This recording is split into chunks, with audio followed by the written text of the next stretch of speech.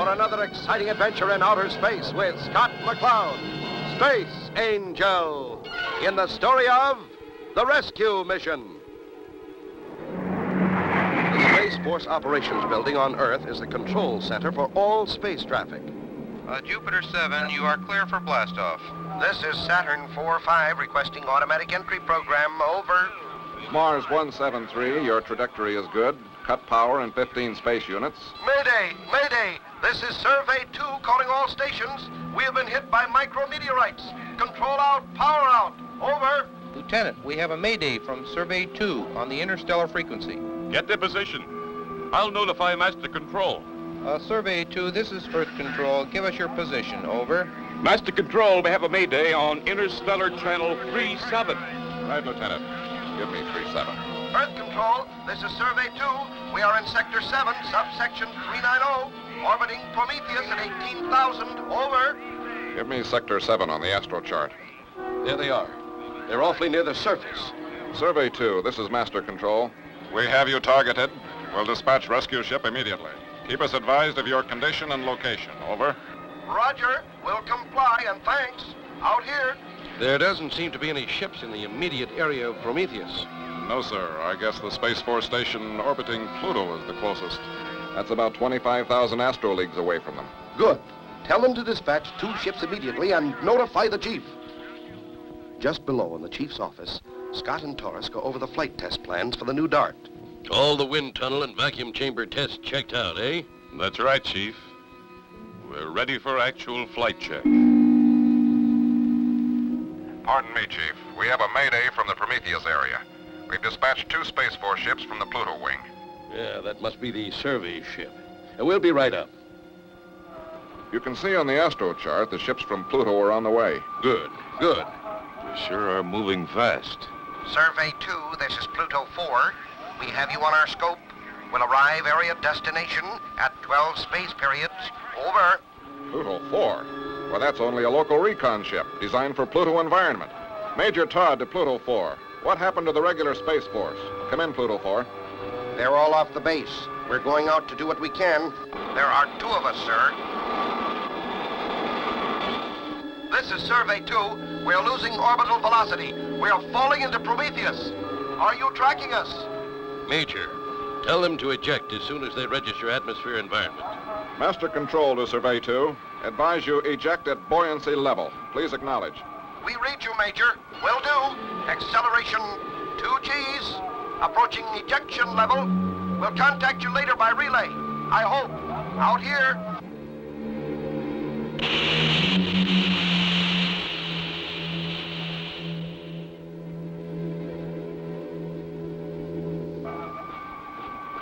The light's out. They're down. I hope they ejected in time. Even if they did, they can't last very long on that planet. Its atmosphere is poisonous gas, and the gravity is almost 6 times that of Earth. How about the Pluto ships? They'll be there in a few minutes. They'll be of little use on that planet. They haven't the escape velocity to get off. Pluto 4 to Master Control.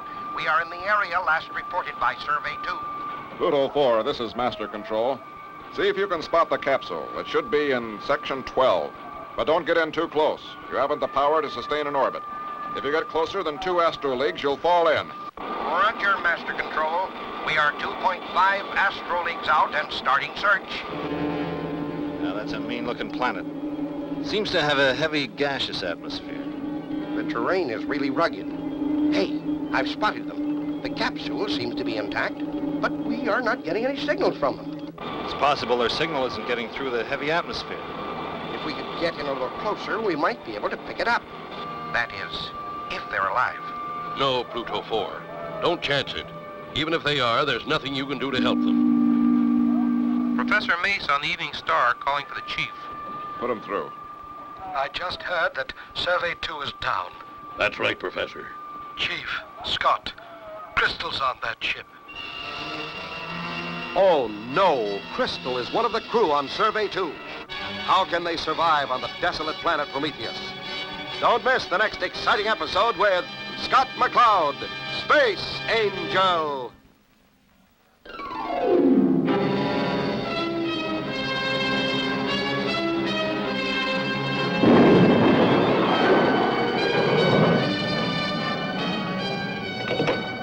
Blast off for another exciting adventure in outer space with Scott McCloud, Space Angel, in the story of The Rescue Mission. Last time, a Mayday call was received from the rocket ship Survey 2. The ship was orbiting the planet Prometheus, with its controls out and power out. The crew had to eject and land on the desolate, uninhabited planet. Professor Mace had just informed them that Crystal was on that ship. That's right, Chief. Survey 2 was launched from the Evening Star. Professor, I thought she was on the Evening Star with you. Survey 2's regular navigator wasn't feeling well, and Crystal asked to take his place. Who else was on that ship? Captain Rogers and Flight Engineer Bentley. We'll get back to you, Professor Mace. Pluto 4 is reporting on them now. You can tune in interstellar frequency and get the reports. Master Control, this is Pluto 4. We are getting a signal from them. They are all alive. Landing not too severe. Environment registers 20 atmospheres. Oxygen content negligible. Mostly heavy gases. Get the exact gravity reading. Pluto 4, can you give us an exact gravity reading? Roger, Master Control. Gravity reads 5.5 Gs. Wow. 5.5 times that of Earth. How about a Jupiter ship? Their escape velocity is great enough, and a ship could be there in 30 space periods. It wouldn't work, Taurus. Remember, they need additional boosters to get off Jupiter. And there are no boosters on Prometheus. Chief, Dart 2 could get in and out of there. We have 10 million pounds of thrust and very little weight. There are lots of holes in that plan. The Dart 2 hasn't been flight tested yet. Even if you got there in 50 space periods, you could only bring out one at a time. You'd never make it. And if the Dart didn't work, we'd lose another man. A Jupiter ship could drop the oxygen they need. That would give us the extra time. Might work. Well, they'd have to drop in a man in a motorized suit to hook it up. Remember, gravity's so strong, the crew can hardly move. Space Force from Neptune can do that. Aye, O'Hara's out there. He's the man for you. How about it, Chief? This is the chief. Yes, sir. Haul out Dart 2 and load it in the Starduster ready for testing. Immediately.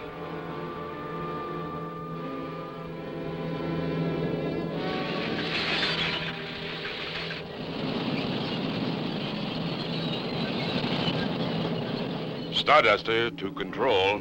Dispensing countdown. Clear me for blastoff. Roger, Starduster. You are clear for immediate blastoff. Here we go, Taurus. All set, Skipper. Blast away! Starduster to Master Control. We're off and tracking.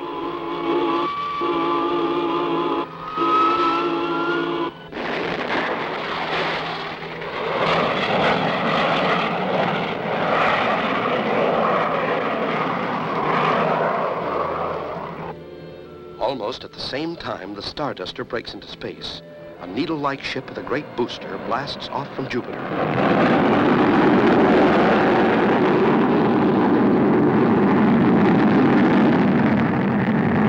In their bomb bay, they carry the life-giving oxygen for the downed space crew on Prometheus. And from a space station orbiting Neptune, a Space Force ship blasts off for the same destination. In its bomb bay, it carries a man in a motorized spacesuit ready for the drop. Master Control, this is Space Force 7. We are off and tracking. Roger, Space Force 7. We're tracking you. Control to Pluto 4. Relay message to Survey 2. Oxygen drop and rescue ships en route. ETA 40 space periods. Please acknowledge. Roger, Master Control. We'll relay message. They'll be mighty happy to hear it. Professor Mace on the Evening Star again. Right. Chief, I've been observing the planet Prometheus. Yes, Professor. There's a meteor cloud in orbit around that planet. That's what hit Survey 2. What's its orbit time? It comes around every 4 space periods. Pluto 2's been there almost that long now. Thanks, Professor. Tell Pluto 4 to get out of there. Master Control to Pluto 4.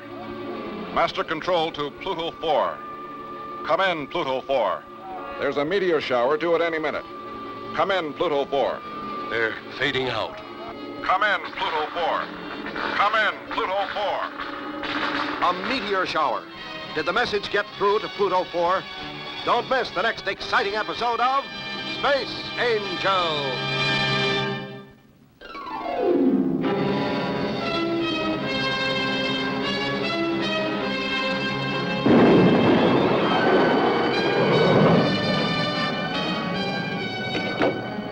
off for another exciting adventure in outer space with Scott McCloud, Space Angel, in the story of The Rescue Mission. Last time, Crystal and the crew of the Survey 2 ejected and landed on Prometheus. They had precious little oxygen and could hardly move because of the gravity, which was 5.5 times that of Earth's. Scott McCloud's new ship, the untested Dark II, was the only ship powerful enough to escape from this gravity. Scott and Taurus blasted off in the Starduster with the Dark II aboard. Another ship blasted off from Jupiter with oxygen for the survivors. And still another ship blasted off from Neptune with Captain O'Hara aboard in a motorized spacesuit. Master Control to Pluto 4. Come in, please. Control's out. Transmitter's gone. No use fighting it, Vic. We're ejecting. Let's go. Pluto 5, calling Master Control. Orbiting meteor storm directly below us. Pluto 4 is out and falling. I repeat, meteor storm orbiting below us. Pluto 4 is out and falling. Crew has ejected. I read you, Pluto. Can you accomplish pickup? Over. Shouldn't have any trouble. Meteor storm is tailing out. Good. Then return to your base. The other rescue units will take it from there. Okay, Chief. Out here. Major, alert the rescue units on that orbiting meteorite storm. They're to check it out with Professor Mace. Will do, Chief. All units moving in on schedule, Chief. Let's hope this works. We get the message, Professor. We are approaching target now. The meteor cloud is in elliptical orbit. It will sweep through target sector again in 4 periods. We have just time to make the drop. Going into orbit. Out here.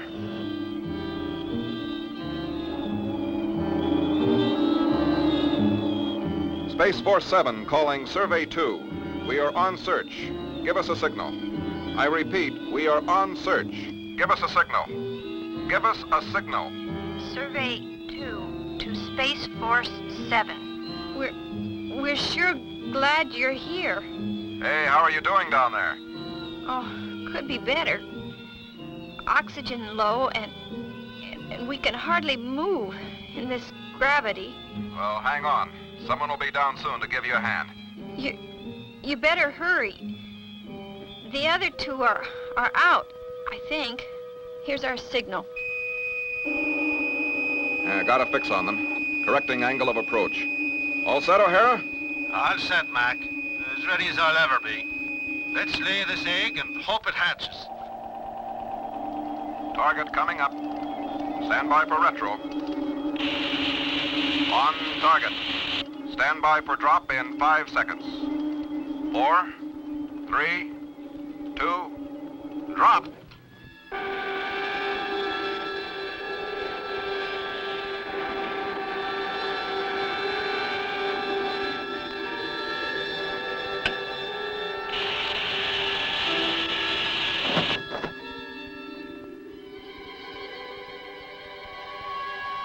So far, so good.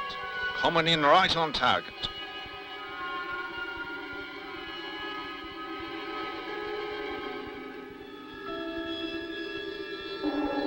Landing okay, Mac. Better check on that oxygen freighter. Will do, O'Hara. Out here. Space Force 7 calling Jupiter Big Shot. Space Force 7, this is Big Shot. Over. Man drop successful. You're next. Please give us your ETA. Approaching target at full acceleration, ETA, 5 periods. And that'll be a tight schedule. Meteor cloud due here in 6 periods. Better. Hold it. Come in, O'Hara. What's up? Situation desperate down here. Can't arouse anyone. Oxygen rating nil. Jupiter Big Shot due in 5 periods. Coming in under full power. That'll be too late. I'll hook in my spare tank. What'll you do for oxygen, O'Hara? Well, if I run out, I'll hold my breath. Out here. Space Force 7 to Jupiter Big Shot. Come in, Space Force. Situation desperate down below. Make ready to drop oxygen on orbit approach. Zero in on Survey 2 signal. Okay, Space Force. Will do. Will the Jupiter ship be able to drop the oxygen in time? Don't miss the next exciting episode of Space Angel.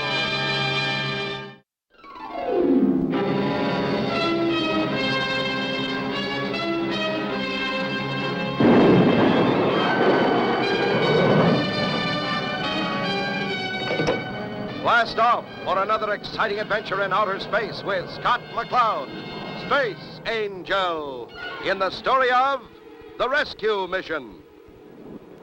You remember last time, the rescue units made contact with Crystal and the crew of the Survey 2 downed on the hostile planet Prometheus.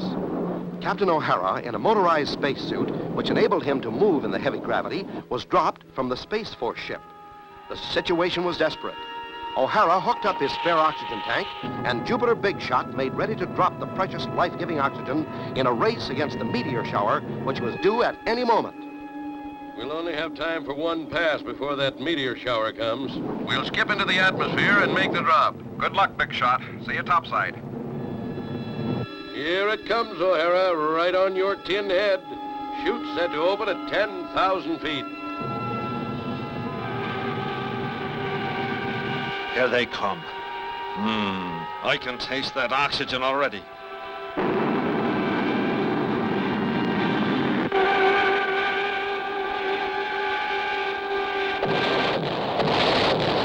Oh, no!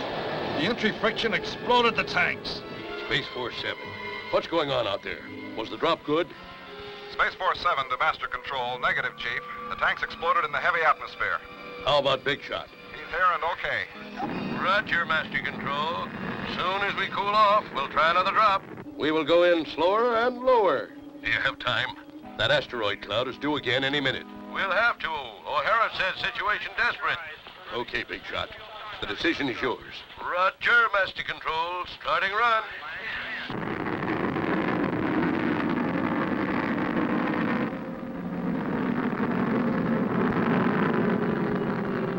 Stand by for drop.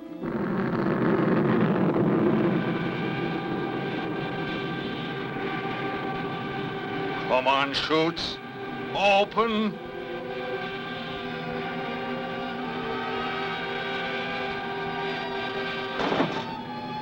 Oh, the drop's good. It won't be long now, kids. We'll get the tanks and be right back. Thank goodness. Best news I've ever heard. Beautiful drop. Thanks, Big Shot. Don't mention it, O'Hara. It's a pleasure to give you the air. Come on, Big Shot. Asteroid cloud coming up fast. We're moving upstairs till it blows over. Roger, Space Force. We're coming.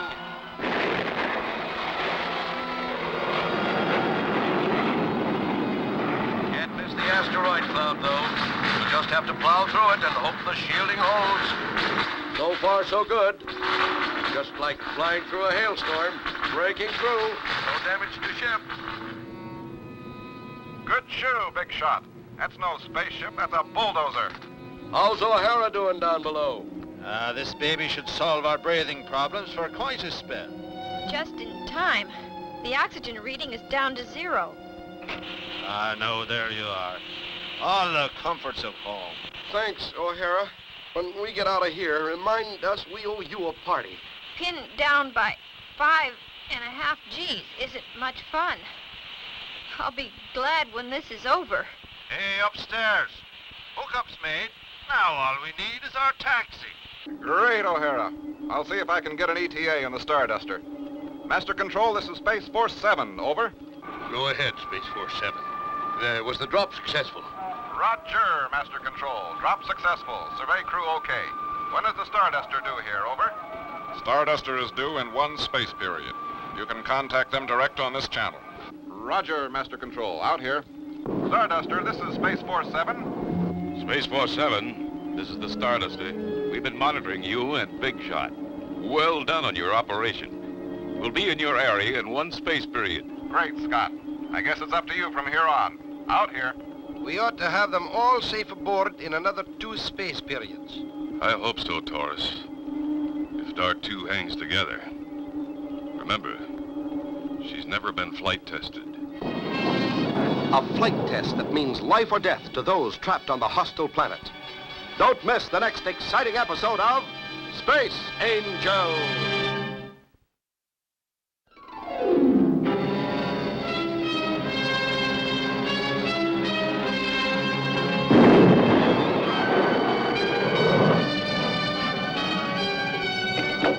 Blast off for another exciting adventure in outer space with Scott McCloud, Space Angel, in the story of the rescue mission. Last time, O'Hara hooked up the oxygen tanks dropped by the Jupiter ship to the escape capsule where Crystal and the crew lay unconscious. Scott and Torres, meanwhile, readied the new dart in an attempt to pick them up from the heavy planet. Space Force 7 and Big Shot. We're approaching rendezvous area.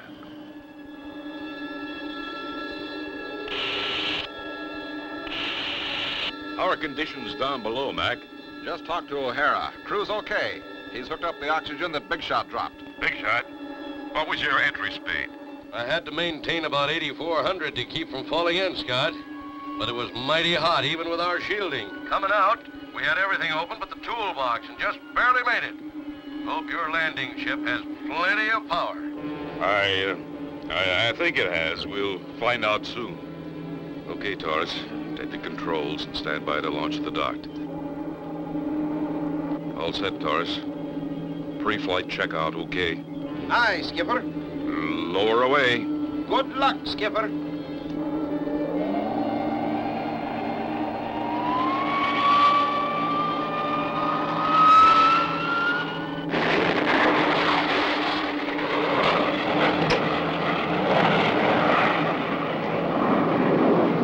How's she handled, Skipper?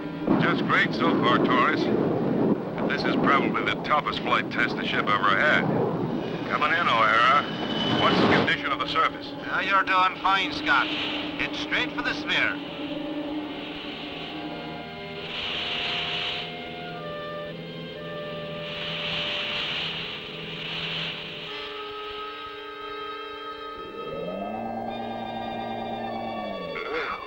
This gravity is really something.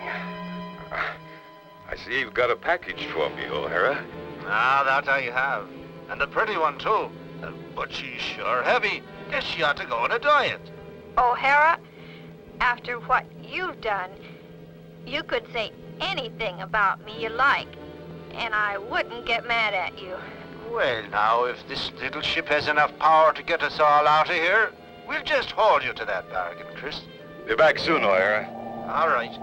You still got 2 more packages, you know. And me, don't forget me. Can we make it, Scott? We'll soon find out, Chris. Hang on.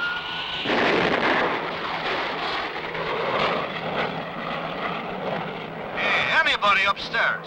The darts disappeared in the overcast. Can you see them from up there? O'Hara, this is Torres. I can't see him. You sure that it didn't burn? You don't know, Torres. The ship was awful hot. I see him. They just broke through. Dark to Starduster. Stand by for pickup. Aye, Skipper. Have you got Chris? She's fine. Right, to Chris. Chris. Oh, yes. I was just enjoying being able to move again. Bomb bay open. Stand by for hookup. 3 more times, the Dart II proves its capability as it returns through the poisonous atmosphere where O'Hara, in his motorized suit, loads the precious cargo, and the Dart again struggles against the heavy gravity into space where the Starduster waits. And finally, the big Irishman himself is picked up and carried into the safety of space and the Starduster. Master Control, this is the Starduster. You go ahead, Scott. Rescue mission completed, Chief. Survey's crew are all okay. Notify Professor Mace, would you? Right, Scott. Starduster, Big Shot, and Space Force 7 return to base. All right, Chief. Starduster, returning to base. Big Shot returning to Jupiter. Space Force 7, returning to Neptune.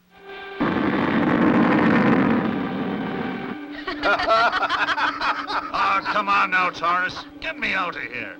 What's the matter, O'Hara? You've got motors. Get yourself out. Well, my batteries are dead. I think we ought to leave him in there, Torres. No, Crystal. You promised to be good if we got you off that planet. Aye, Chris. Maybe when we get back to the base, we can find him a can opener. And so ends the story of the rescue mission. Don't miss the next exciting adventure of Space Angel.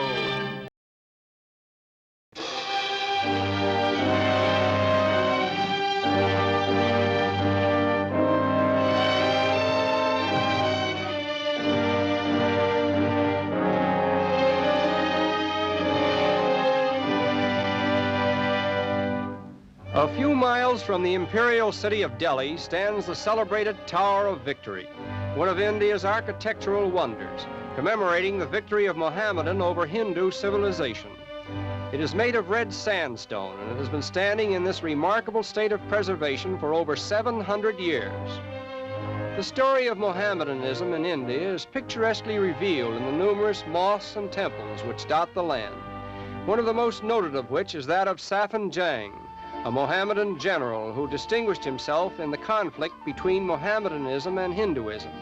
His tomb is patterned after the famous Taj Mahal, which is regarded as the world's most celebrated Mohammedan shrine. Following the path of the Mohammedan conquerors, we arrive in Delhi, and the conspicuous landmark which first attracts our attention is the Cathedral Mosque, often referred to as the Friday Mosque, built about 3 centuries ago by the great Mohammedan emperor, Shah Jahan. No country in the world has so completely woven its destiny in the threads of religion as has India, where Mohammedans and Hindus alike determine their way of life by their respective creeds. They resort to their temples as the focal point around which their religious as well as social life functions.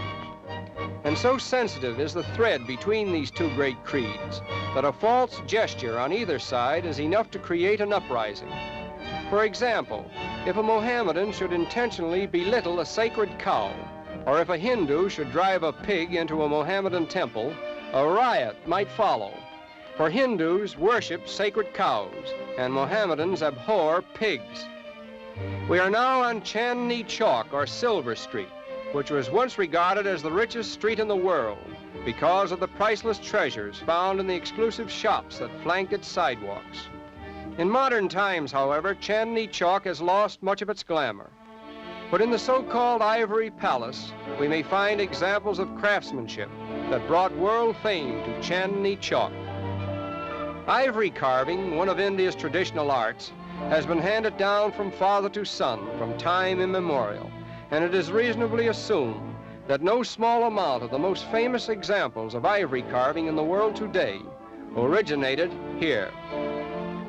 This is an ivory tusk out of which a dozen small elephants have been carved, one of the supreme achievements of ivory carving.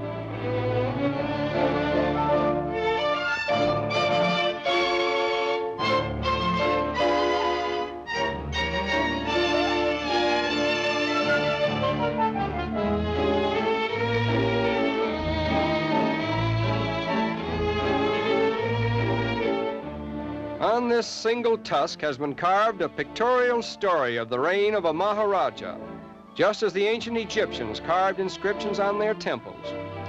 The durability of ivory is greater than that of stone, and consequently these carvings may last for thousands of years. Perhaps the costliest treasure to be found here is this famous ivory screen, over which an artist is said to have labored for 20 years before it was completed.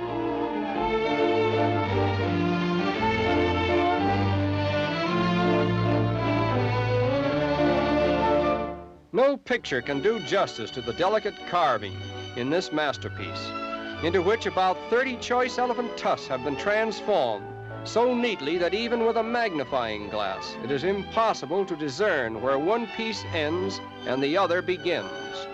And here is the man who says he gave 20 years of his life to this masterpiece. Ivory furniture is so precious and delicate that it takes considerable courage for an Occidental visitor to use it for the purpose it was intended, but it is really more sturdy than it looks.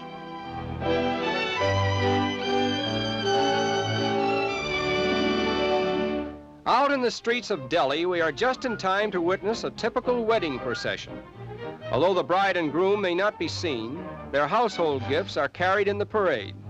In other words, the more fortunate married couples in India merely need to open their future home on their wedding day and let their relatives and friends march in with the furniture and other household requirements, including the all-important baby carriage.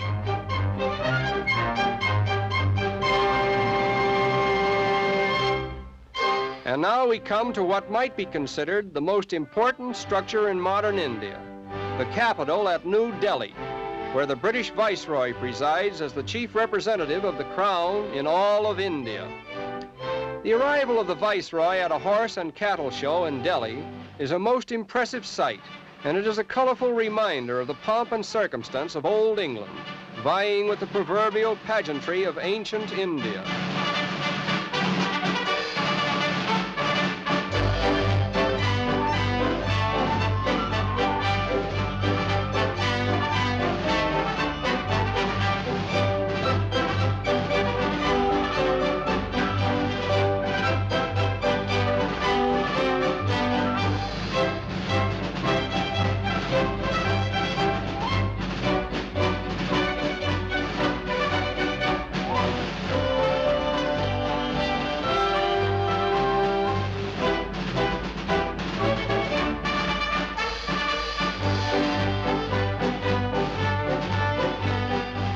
And now that the thrill of the Viceroy's arrival is over, the show goes on, featuring India's finest cattle and horses.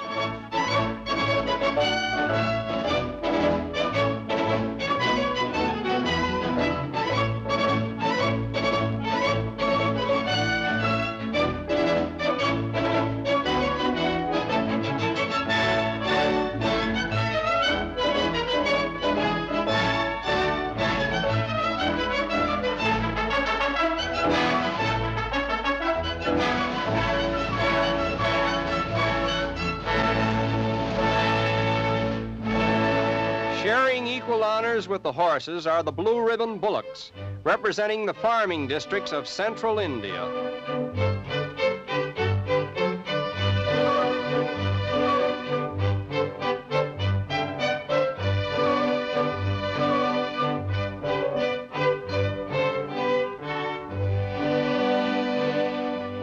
Less fortunate than the prize cattle are the ones that have been reduced to hard labor, for which horses are seldom used in India.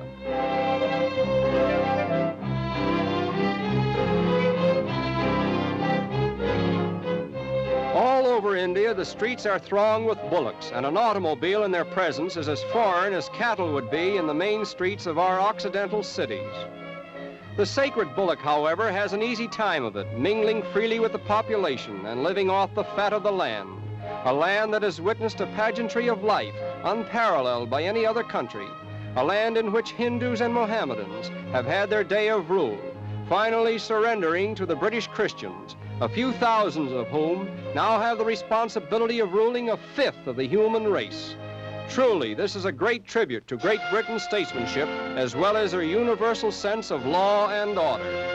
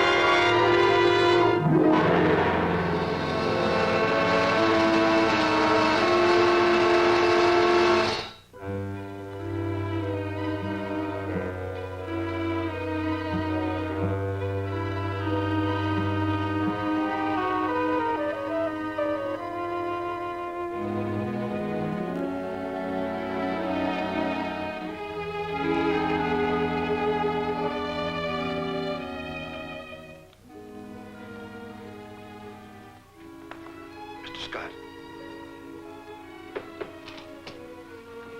Copperhead. You shouldn't have come here. Dr. Satan's guards are everywhere. It's impossible to get out of this house. We'll get out all right. Come on. Dr. Satan. Stop where you are, Dr. Satan, and put up your hands. Well, this is a surprise. What do you wish of me? You're going to take Mr. Scott and me safely out of this building. No, my friend, you're mistaken. I have other plans.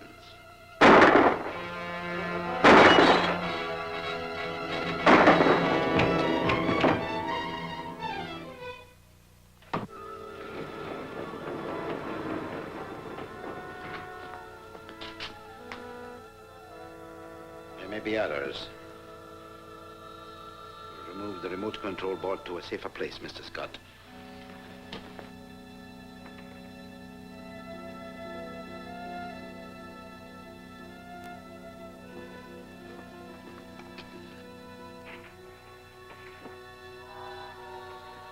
I usually get the information I seek before the wall closes. Unfortunately, you have no information I want.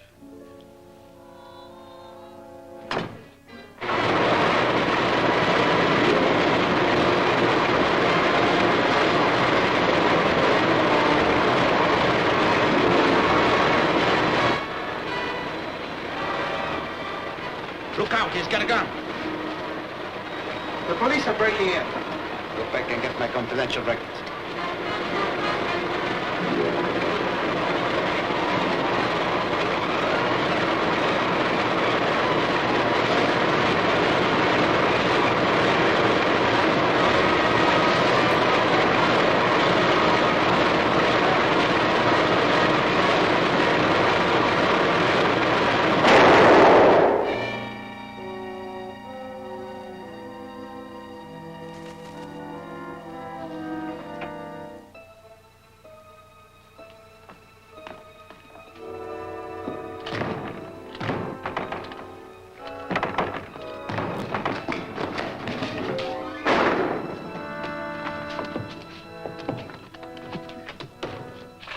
You stay here.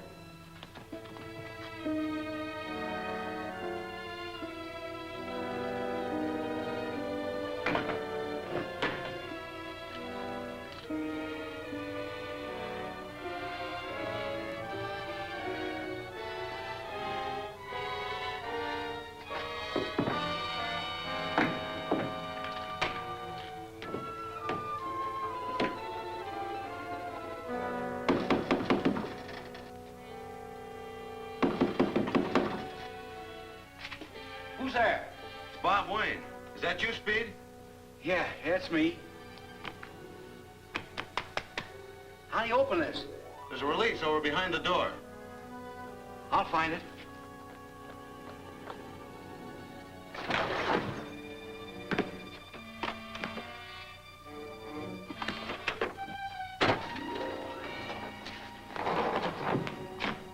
How'd you get down there? I'll explain that later. Who was doing the shooting? We were. One of Dr. Satan's men, but he got away. Did he have any papers with him? No, but he was trying to open that safe. Let's have a look at it. I heard Dr. Satan sent him for some confidential records.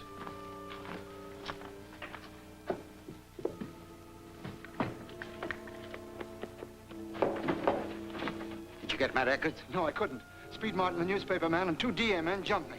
I lost the DA man in the secret passage. Where's Martin? Still in the main room trying to open the safe. I'm gonna have to break it open. With what?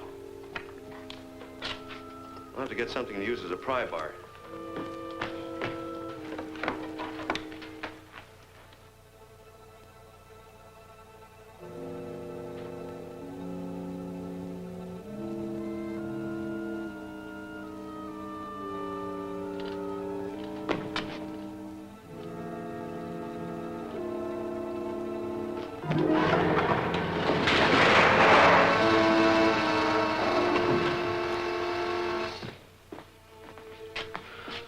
Thanks, Bob.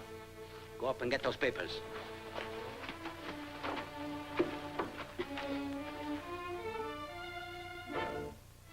A secret passage.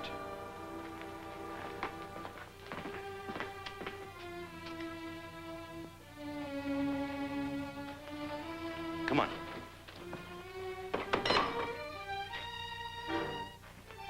Somebody's coming.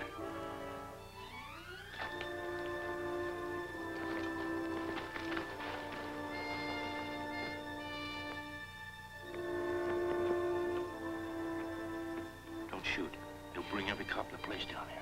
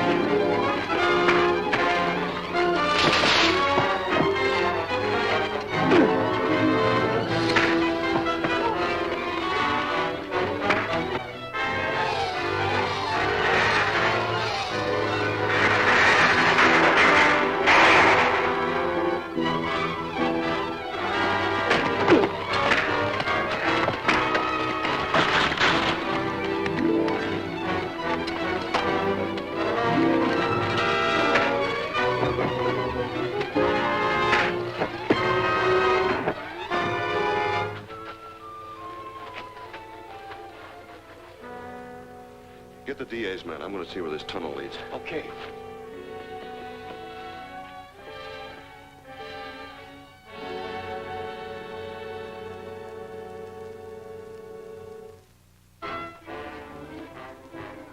It's Bob Wayne. The robot will take care of him.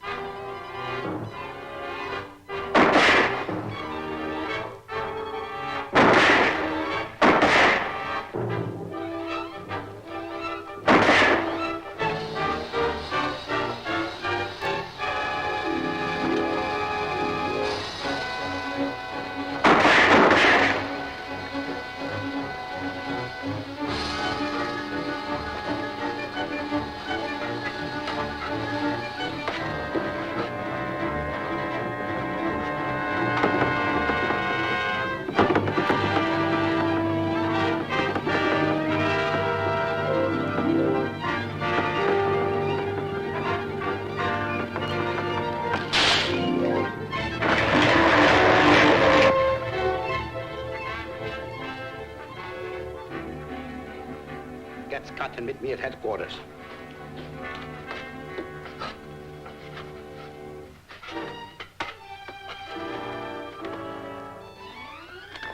Joe, come on. We gotta get out of here.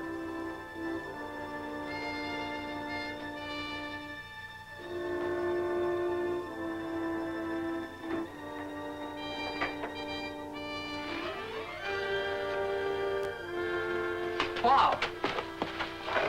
Look, the robot short-circuited in the water. Well, we didn't get Dr. Satan, but we got the robot. Hit some ropes and get it out of there, then meet us up in the main room. I want to have a look at that safe. Letters from agents of Dr. Satan in 20 different cities. No wonder he was anxious to get these records. Take a look at this.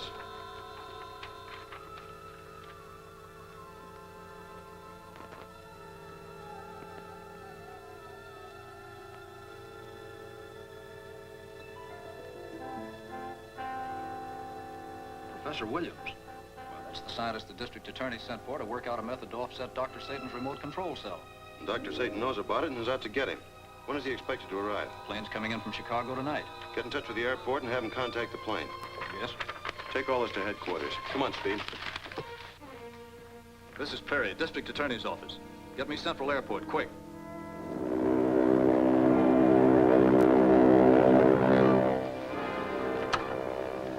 Flight 7, just past Ball Mountain Beacon, on schedule.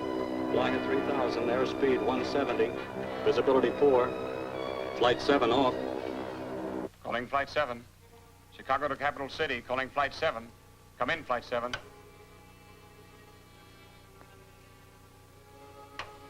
Flight 7. Can you hear me, Flight 7?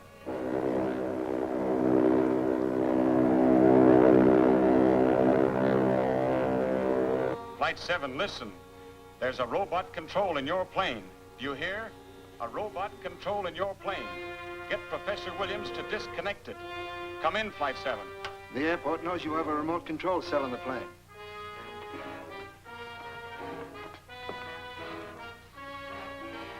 That won't help the plane. My agent Z10 saw to it that the receiving set is out of commission. No one can stop me from bringing down that plane where my men are waiting. Professor Williams will be my prisoner, unable to interfere with my plans.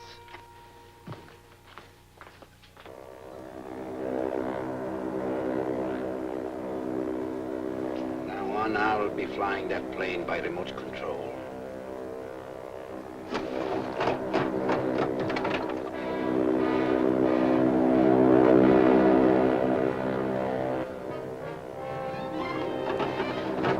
Quick, try your auxiliary controls. We must have snapped a control cable. Well, that's impossible. Stabilizer's still normal and we're still in level flight. Contact Central Airport at Capital City. Something mighty funny about this. Flight 7 calling Central Airport. Emergency. Flight 7 calling Central Airport. Come in, Central Airport. Come in, Central Airport. Central Airport calling Flight 7. I hear you, Flight 7. Listen to me. Flight 7 calling Central Airport. Our receiving set is out. It's Try it again. Flight 7 calling Central Airport. Flight 7 calling Central Airport. Flying out of control. Come in Central Airport. Central Airport calling Flight 7. Can you hear me, Flight 7? You've got a robot control in your plane. Have Professor Williams disconnected. Flight 7, can you hear me? Flight 7 calling Central Airport. Come in Central Airport. The plane's receiving set is out of commission. Get to my hangar. Stop on it.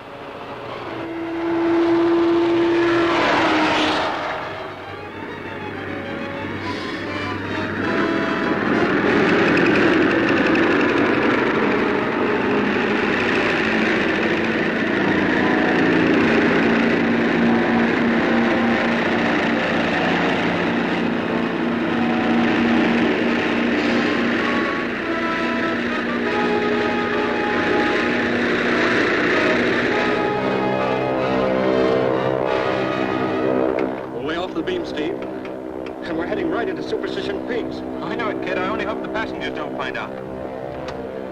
Flight 7, calling Central Airport. Come in Central Airport. We're heading right for Superimposition peaks. Come in Central Airport.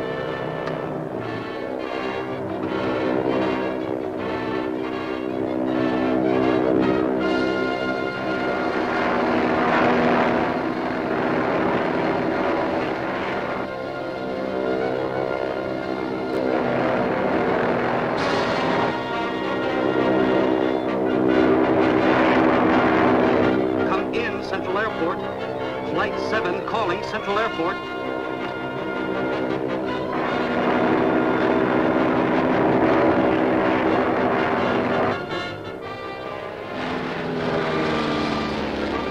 What's that other plane doing there?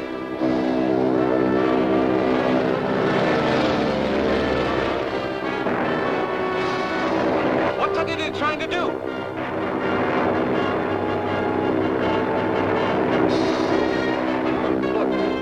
Blinking his taillight. He's using Morse code.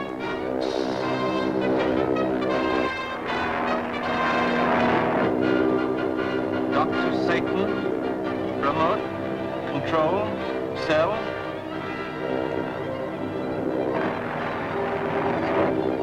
Your plane, Professor Williams. Get Professor Williams. He's one of our passengers.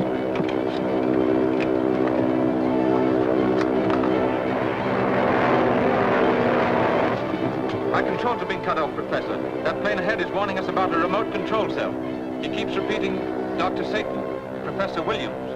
The elderly means that Dr. Satan has installed his remote control cell in this plane. We must find it at once.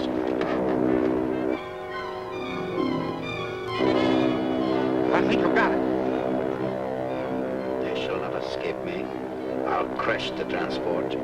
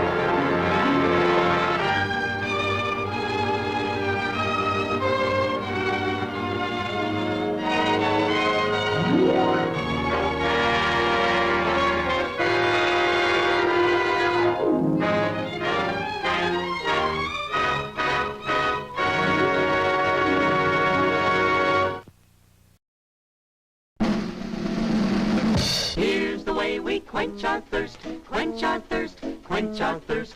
Here's the way we quench our thirst. At the refreshment counter, now's the time to yum, yum, yum, yum, yum, yum, yum, yum, yum. Now's the time to yum, yum, yum. At the refreshment counter, popcorn, drinks, and candy too, candy too, candy too. Popcorn, drinks, and candy too. At the refreshment counter, at the refreshment counter, at the refreshment counter.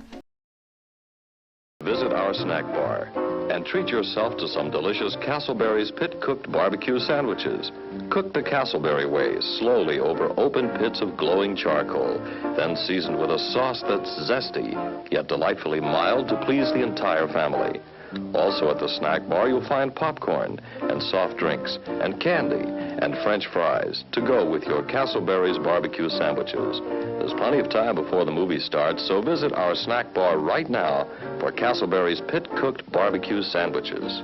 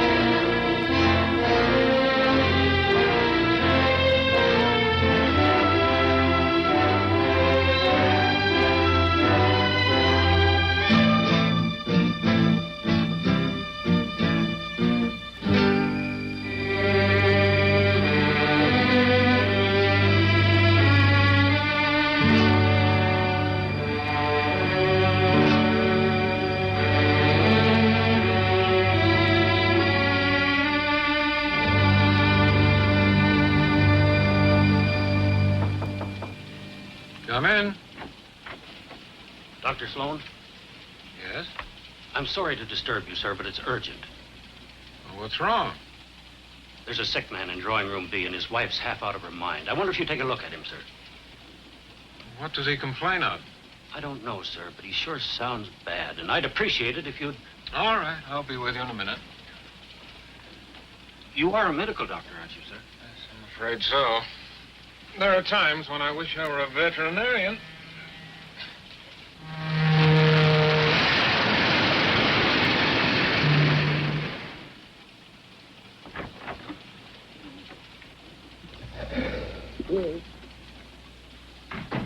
Well, Doctor, what is it?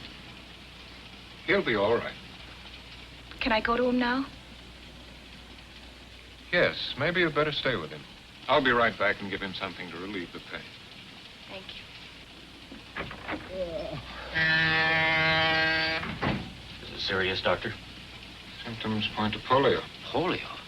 Unless we work fast, we may be in for a lot of complications. But what can we do? We must get him to a hospital as soon as possible. What's the next stop? Phoenix, sir, 4 a.m. 3.5 hours. It's too far, too late. No, I can't take that much of a chance. Well, sir, I don't...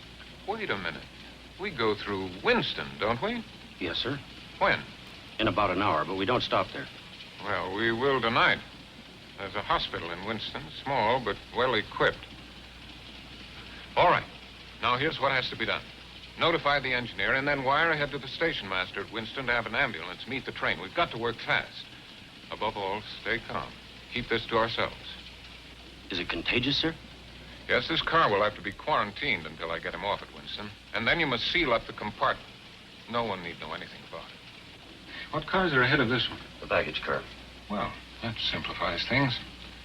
Porter, I want you to stay in the car behind this and make absolutely sure that no one enters or leaves this one. Is that clear? Yes, sir. Get on it right away. We're getting close to Desert Junction. I better get that wire ready for the dispatcher. There's one more thing. I'm going to need a hypodermic and some drugs from my suitcase. It's been checked through. You'll have to let me into the baggage car first. Of course. Follow me. Thank you.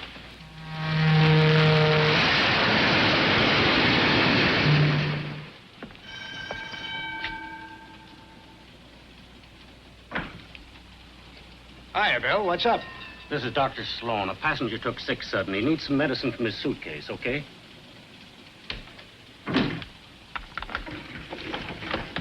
Thank you.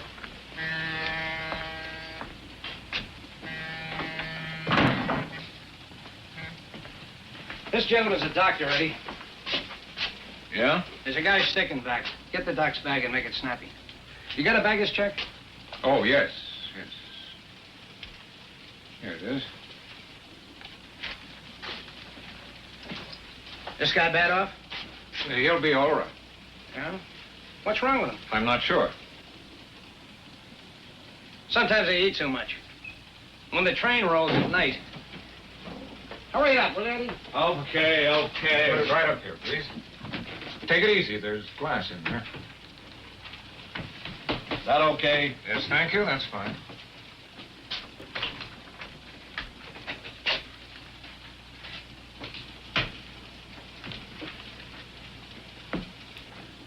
Got what you need, Doc? Put up your hands, please. Up!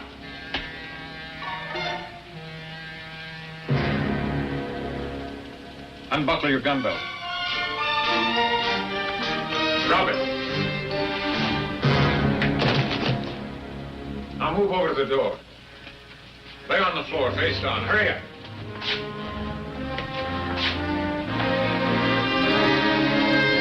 Put your hands behind your back.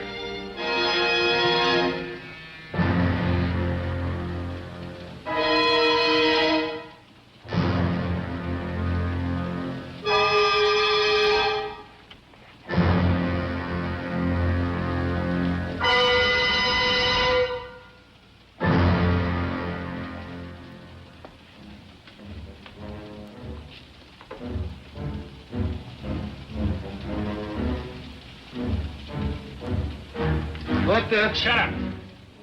Easy, Eddie. He's got a gun. Be quiet.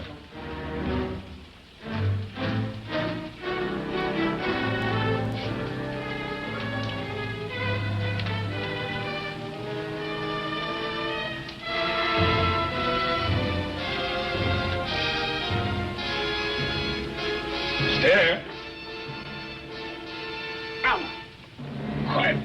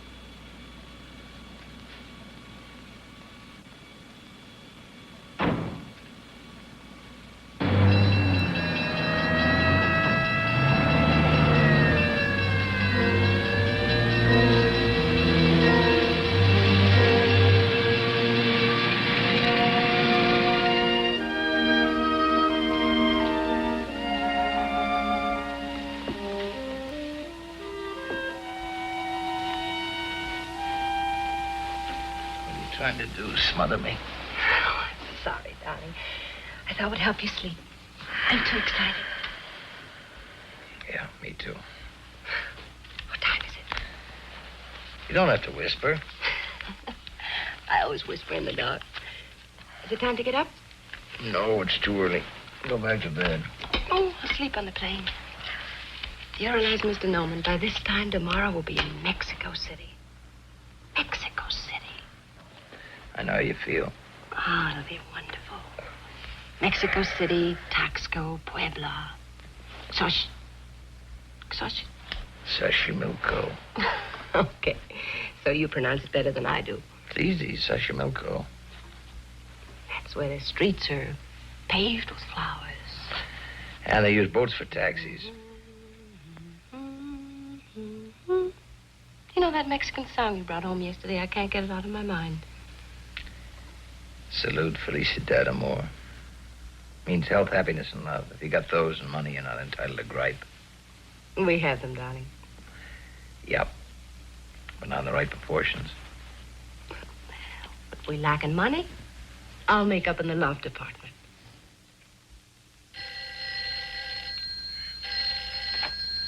Hello, Norman speaking. What? In 15 minutes, but... Who was it? Hendricks. Hendricks? He'll be over in 15 minutes. Why? What's happened? I don't know, but it's not a social call. Well, didn't he tell you? No, he didn't say. Well, he must have told you something. He didn't tell me anything. We'll know when he gets here. Until they reached Phoenix at 4 a.m., they didn't even know anything was wrong. They couldn't get in the baggage car. They had to bust their way in. Some more coffee, Mr. Hendricks? Oh, thanks. Don't mind if I do. That's when they found him, unconscious. Safe blown wide open. How much did they get, Sam? Everything but the silver. $500,000. $500,000 in small notes. Well, I guess that about covers it. Let's get out the airport. Oh, wait a minute. You've ruined my vacation. At least let me finish my coffee. Oh, I'm sorry about this. We did count on this vacation. Charlie's been tired lately and edgy. I know. I upset all your plans. But this calls for top handling. What about Jackson? Not enough experience. Nadia? Jerry Klein? Rogers? For phony accident claims, routine investigation, yes. But for this? I guess I'm it. Now, look, Charlie. This is our biggest policy. We're out on a limb for $500,000. You retrieve it, and maybe the company will buy you a Mexican holiday. Who's coming for the railroad? Joe Armstrong. He's going on ahead to Phoenix. He's a friend of yours, isn't he? He usually has Sunday dinner with us. Every once in a while, we run after the same fires. Good. And you work as a team. Come on, we're late. I'll be right with you.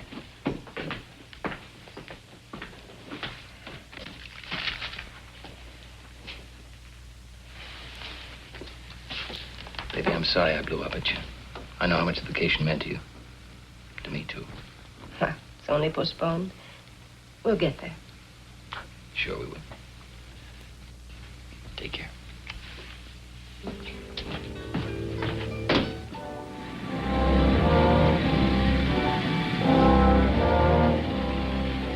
Yeah, I'll check it.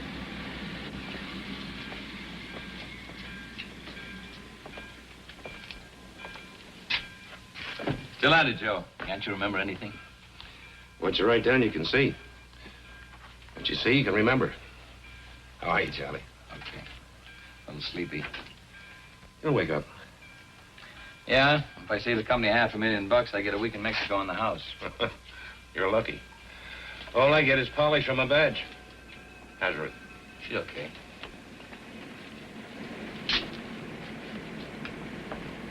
Hi, Charlie. Hello, Pete. Your baby? Yep. How do you like the look of it? This is how we found it. Neat job. Yeah, technique and precision. A real pro. Blew her open like a penny balloon. Liquid nitro? No. What did they use, shape charge? Yeah. That's a new one. Shape charge, the stuff the Army's been fooling around with. That's it. How's it work? Well, in simple terms, it's an explosive molded into the shape of a cone so that the force of the explosion is directed. Like a blowtorch. Oh, I get it. In other words, they just blew out that hinge in the lock, huh? But, how'd they set it off? Well, either an electric battery or a detonator. We found pieces of wire. What's this? Muffler, probably. It's just a bed pad. We'll know more when we get it down to the lab. Uh-huh. Yeah, that's where they found him. Dead to the world. We're ready to go with the witnesses. You want to question them now? Oh, sure. Where are they? In the other car. Okay, Charlie. Let's go. Well, I knew he was a doctor on account of the telegram. Well, I guess he just looked like anybody. You know, kind of, average. It was just like a sting. All of a sudden, here. We had a baggage check. I found a suitcase right away. Yes, sir. I'm positive she was a blonde. A blonde. That tells us a lot.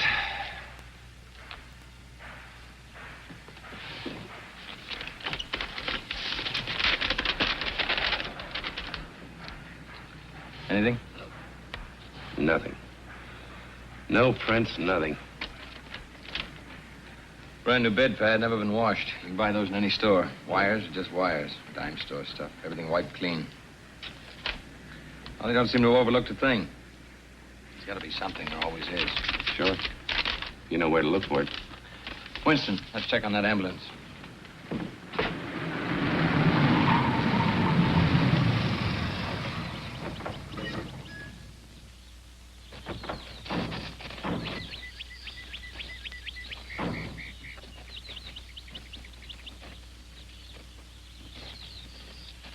The ambulance men were playing cards, just killing time. About 12:30, these two guys come in armed. Mm-hmm. They worked fast and quiet. Up with your hands and turn to the wall. Then they conks him on the head.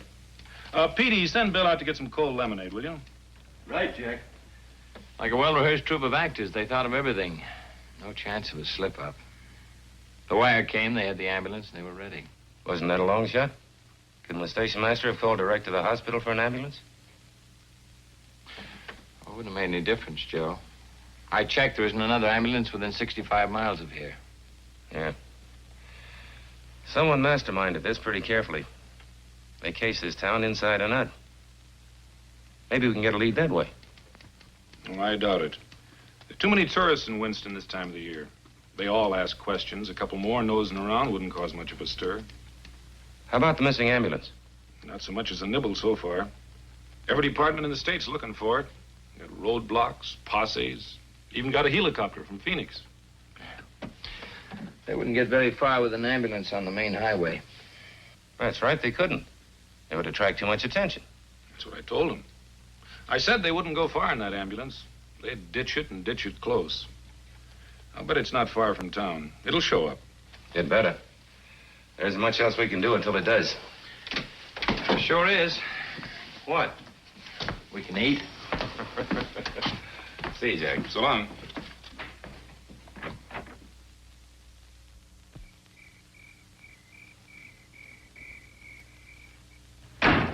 What's the matter with you? Nerves, I guess. Take it easy, kid. We haven't even started yet. Ben? In this hole for hours and haven't figured an escape hatch yet. Here's something to occupy your mind. Listen to this. Porter delivers wire to compartment B, 9:50 p.m. Woman calls conductor, 12:30 a.m. Wire dispatched to Winston, 12:55 a.m. In Winston, 12:30 a.m. Ambulance men knocked out. Sometime between 12:30 a.m. and 1:30, robbery occurs. Train pulls into Winston, 1:40. Ambulance waiting. 1:50 a.m., ambulance drives off. It's open. Train pulls out. Reads like a freight dispatcher's timetable. Everything in place, no loose ends, no leads so far. Sounds like the beginning of a perfect crime. Must have been something to watch. Save your admiration, Charlie. I've been a cop for a long time. I've seen some good jobs and bad jobs, but I've never seen a perfect one. Well, that's always a first time job. No, there's no such thing as a perfect crime. Just a lucky one. But their luck will run out. Well, it's not going to run out tonight. I think I'll go back to the hotel and call Ruth, tell her we're going to be stuck here for a while. Okay. Take that wheat toast. Right. Be with you in a minute. Wheat toast and 2 coffees, Jimmy.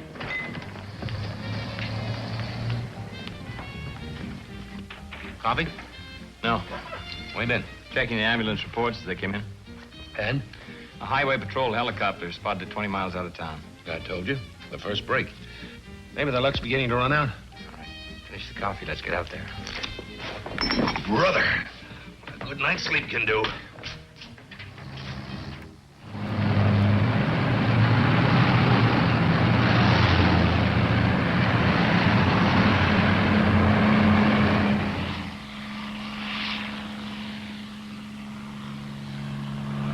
Look, Joe, we're wasting time. Well, maybe they slipped. They've been too careful. Let's forget about the ambulance and find out where they went. I've been trying to find out. It's not where they went that's bothering me, it's how. One thing's for sure, they didn't drive. Well, how do you know? The ground, it's too dry. Dry as powder. No other tracks, just the ambulance. Yeah, but how? Maybe there's your answer, Joe.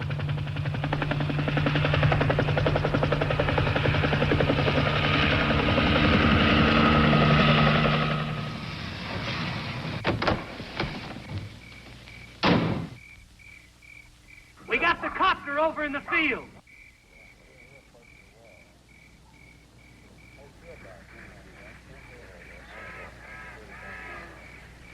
Anything? Blood, and plenty of it. See what I mean, Charlie? The luck's beginning to run out.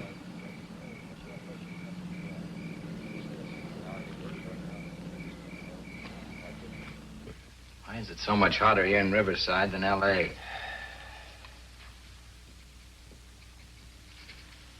What do you make of the blood? Don't know. Nobody was hurt in the robbery. Maybe somebody was too greedy. Could have been an accident. Maybe. But it doesn't matter either way. What do you mean by that? It's unimportant who was hurt or how. The important thing is it wasn't on the timetable. And that's what's going to trap them, Charlie. Everything was too well timed. No leeway. And if they went off schedule once... Just once.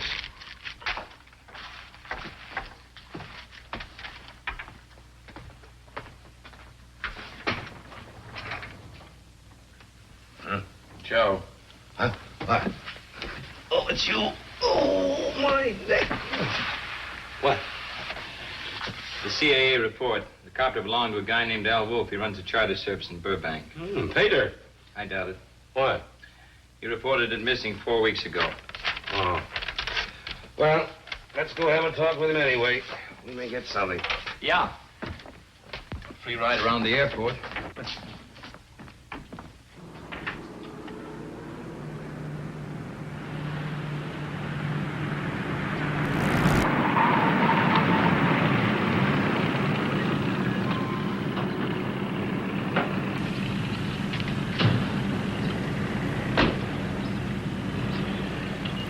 Hey, Mac. Hey.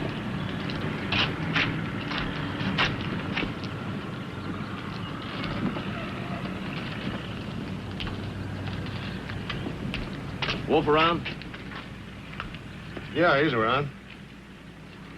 Will you get him for us? Yeah, sure. Hey, Wolfie. Yep.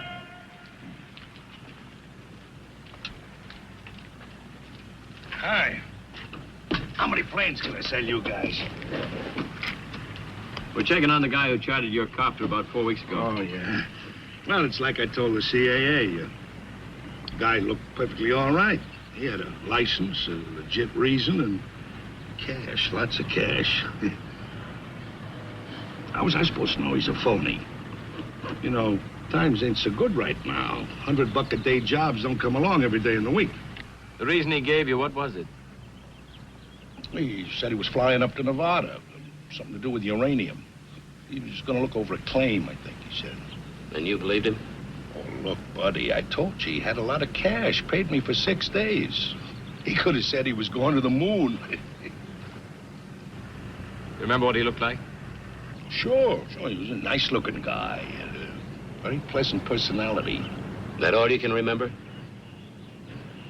Well, he was a big guy and, like I said, a very pleasant personality. Who'd have thought he was a phony?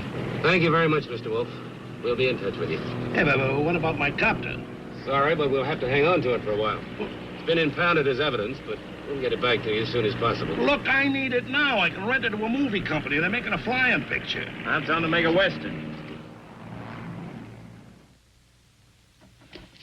Are you sure you don't want to lie down for a while, honey? You look beat. Ruthie, I've already told you I've got work to do. If I lie down, it piles up. I'll get buried under it. But it can wait for an hour, can't it?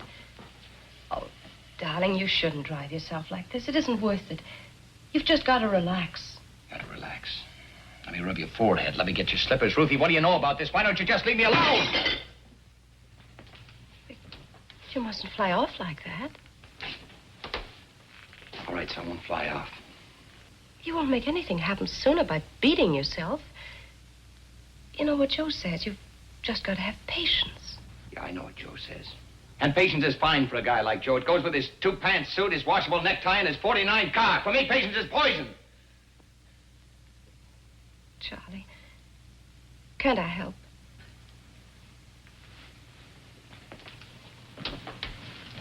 What could you do?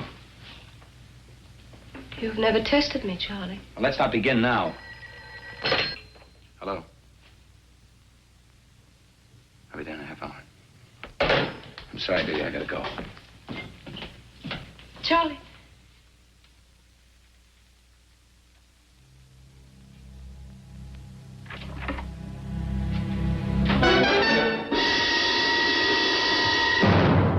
What went wrong? What happened? Who got hurt? Charlie, please. Which one? Lombard. How? His own gun tripped getting in the plane. Stupid fool. The getaway was timed. Moving fast, Charlie. It was an accident. An accident. I'll take that back. Now, we don't want any more accidents. What was he carrying a gun for? All he had to do was play sick and lie on a stretcher. He had an idea that... I had a timetable. For months, I studied the east and the westbound trains. I rode the coaches like a candy butcher. I memorized the baggage car. I studied the crew movements, the compartment layout. I rehearsed every move with you and Paul over and over and over. What could we do? We had to stay with Lombard. We couldn't just let him die.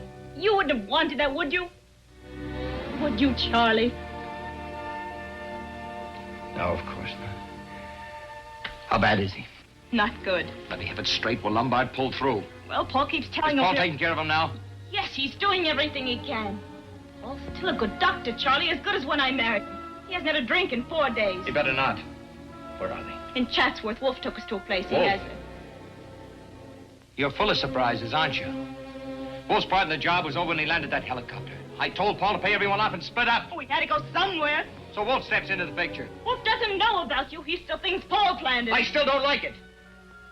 Now that Wolf knows, we all run a risk. What else could we do? Why did you switch the schedule? You were supposed to be in Mexico City. What are you doing here? You're the mastermind. Shut up, Linda. You'd every minute ticked off for each of us. You'd followed your own timetable. You'd have been there. I'm telling you to shut up. Well, why didn't you leave? Why didn't you carry out your end? I couldn't, you little fool. I couldn't. You mean you wouldn't? You thought Paul and I double-crossed you, didn't you? Didn't you?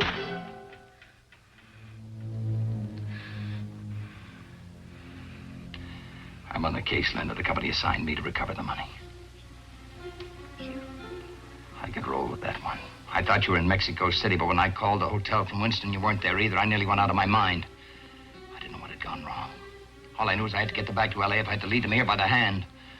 We found the plane. The blood.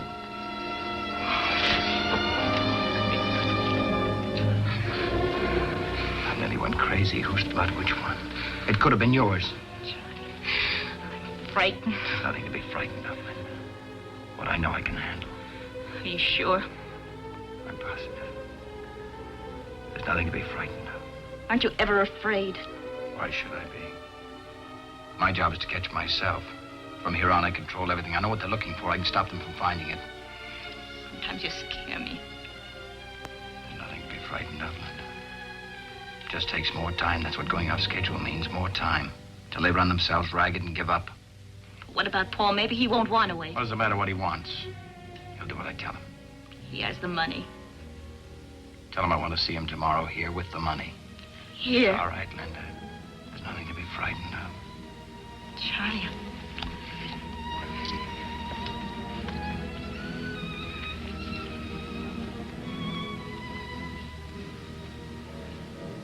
I love you, Linda.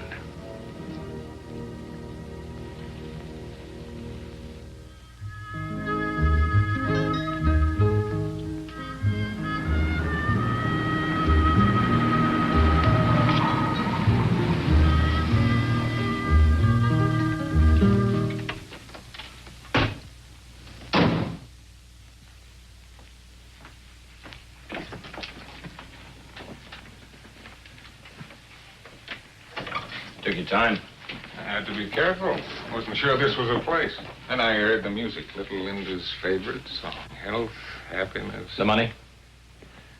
It's all there. The key. Here. Very nice. Yours? No, it belongs to a friend of mine.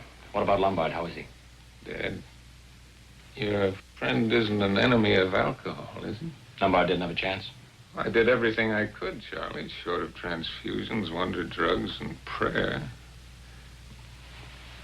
I was a very good surgeon, you know, until... What about that drink, huh?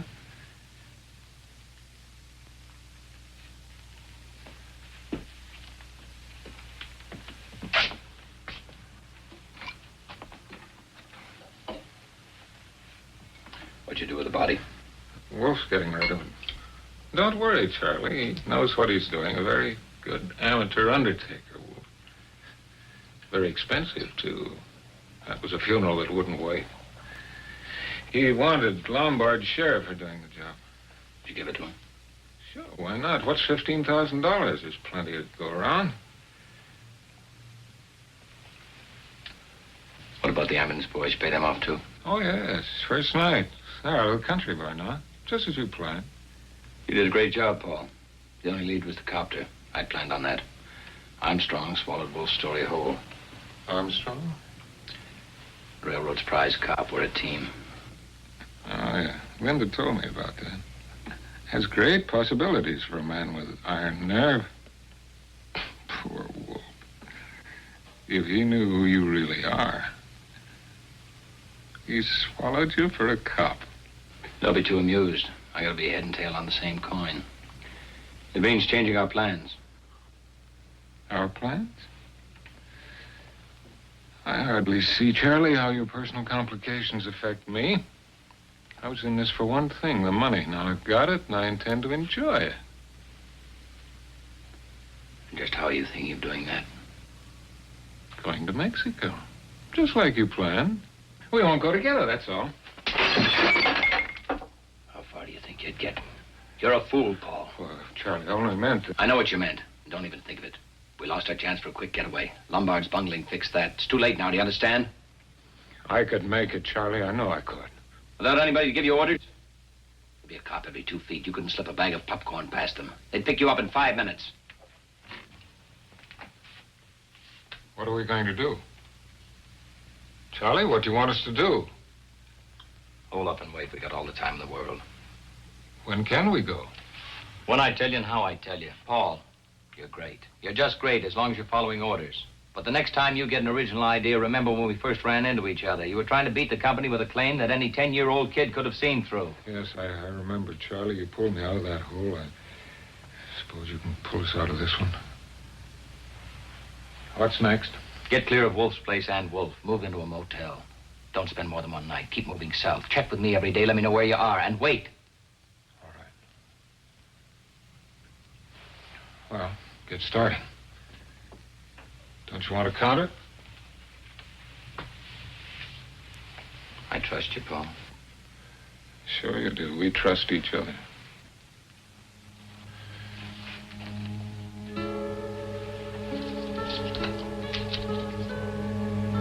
I'll have to tell Linda to be more careful with her lipsticks. Or will you tell her? And she said that she'd talk to you on the phone. Women. Oh, by the way, Charlie, you wouldn't have liked her blonde. Very unexciting.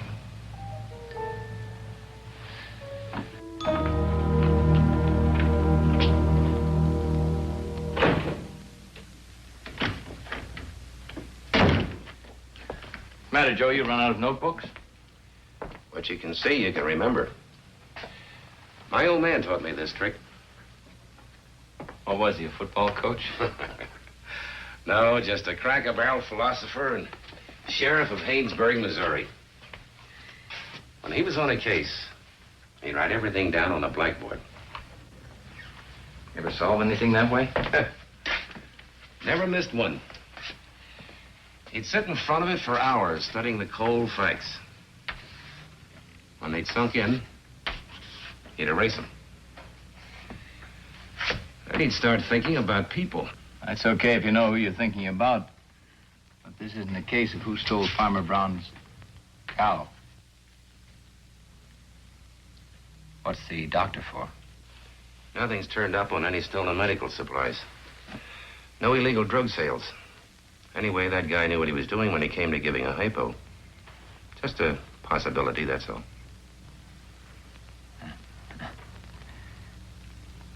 A lot of doctors in the country, Joe. Yeah, I know. You planning on checking all of them? If I have to.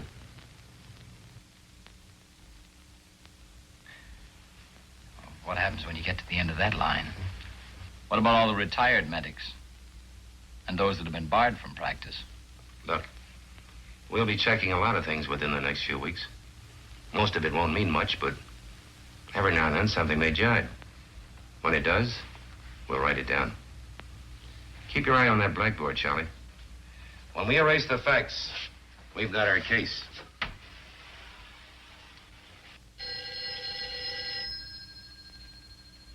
I get it, Rosie.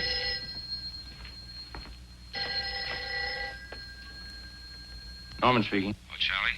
Joe, can you meet me downtown, Lincoln Heights Station? Yeah, what for? I think we got the bum who drove the car from Riverside. Okay.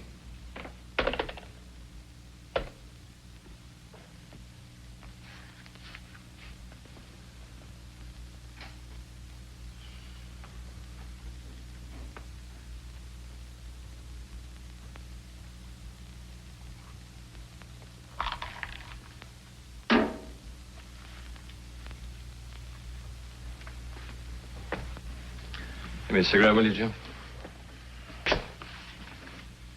Thanks.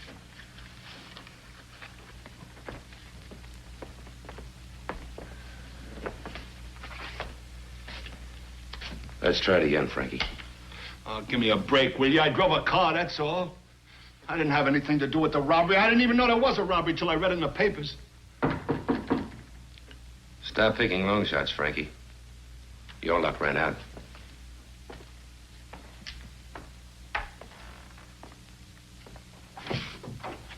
He's here. Okay.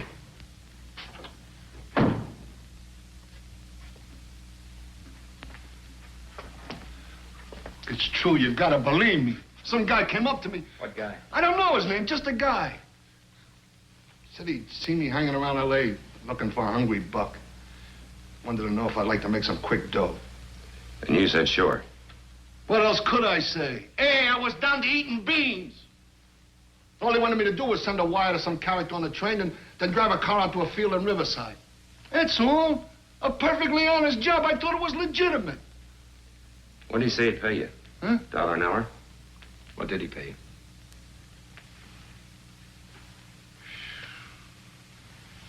$5,000. It's quite a day's pay. Go on. I did it. I was in that field when he told me to be. Could have knocked me over when that copter came in. They tell you what they'd been up to? No, honest, they are. Honest, no. See, nobody said anything. All the way into San Badu. Nobody said nothing. Only this guy moaning and bleeding. Nobody saying anything. It gave me the creeps. Come on, Frankie. That's a long drive. I just told you, nobody said nothing. There was just this guy and... What was it, Frankie? What did you just remember? Well, was his dame, see? What about the dame? Well, this guy's moaning must have gotten on her nerves because she said a couple of things to one of the guys shut her up. What'd she say? I don't know. See, it sounded kind of foreign, like, Nam Breeze, or Nam, was Nam something. Nombre de Dios. How's that sound? Yeah, that's it. Anything else you can remember? No, nothing. That's all there was. See, I drove the car back to San Badu. The guy paid me off. He told me to scram. Who paid you? Sheesh. I don't know. It was dark. I couldn't see anything. I hung around San Badu a couple of days, and then I got restless. See, I'm always getting restless moving around.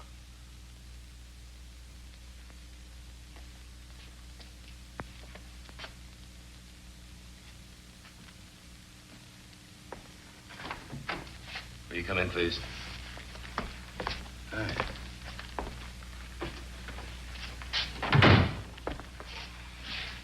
Ever seen this man before, Frankie? Recognize him? Take your time.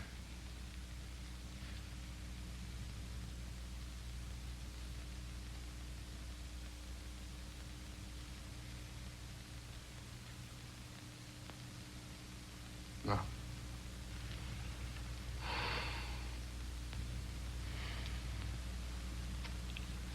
Is that all? That's all, Mr. Wolf. Thanks for coming down.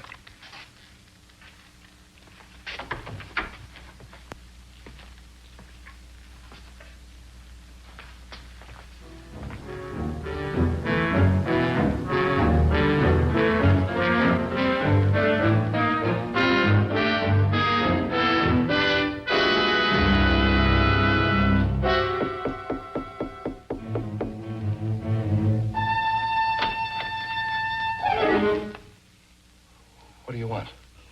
I'd just like a word with you, if you don't mind. Why don't you guys leave me alone? I don't like people busted in here, cops or no cops. I'm not a cop. I'm an insurance investigator. Well, I don't need any, mister.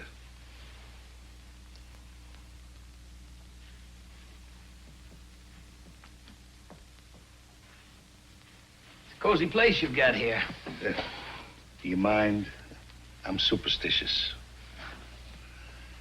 You know, if I thought you were going to case my couch, I'd have had soft lights and sweet music. No. Now, I'd just like you to answer a couple of questions. Now, look, mister. Why don't you go back to your insurance boss and tell him that you drew a blank? I already told you and that other guy, the cop, everything I know. I'm fresh out of answers. Maybe you are, maybe you aren't. What does that mean? Frankie Page, he seemed to know you. But it turned out he didn't, after all. You were there. Yeah. A couple of nights in jail, though, may refresh his memory.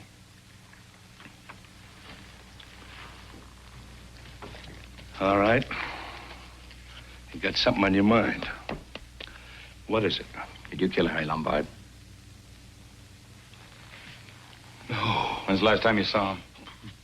3 years ago. You're lying, Wolf. Did you ever see Frankie Page before? No. Wolf, you're too sharp a poker player to run a bluff in a game like this. What's that supposed to mean? Frankie Page, you may remember. He may talk. It could mean 20 years. Count 'em, Wolf, 20. Lay off me, will you? You kill Harry Lombard and bury his body in Chatsworth? Leave me alone. You own a ranch in Chatsworth, don't you? Is it a crime to own real estate? No. Just so long as you don't use it as a private cemetery. I told you I don't own nothing. Not even Paul Bruckner? No. No. Come clean, Wolf. You've been tailed since the first day of this case. Every move, every phone call, everybody you saw. Why'd you kill Harry Lombard? I didn't kill him. It was an accident. His gun went off, and then Bruckner... Oh, you do know Bruckner? You and Bruckner, you planned this whole thing, didn't you? No. No, it was Bruckner. He just came to me and asked me if I wanted to make some dough. How do you know you weren't Simon Pure? Well, somebody told him I used to fly wetbacks up from Mexico. Who told him? I don't know. Maybe his dame. I don't know. It was a long time ago. I just thought I was going to pick up some wetbacks near Winston. I don't know nothing about no robbery.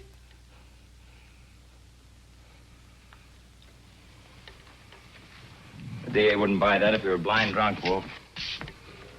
20 years. Wait a minute. Wait a minute.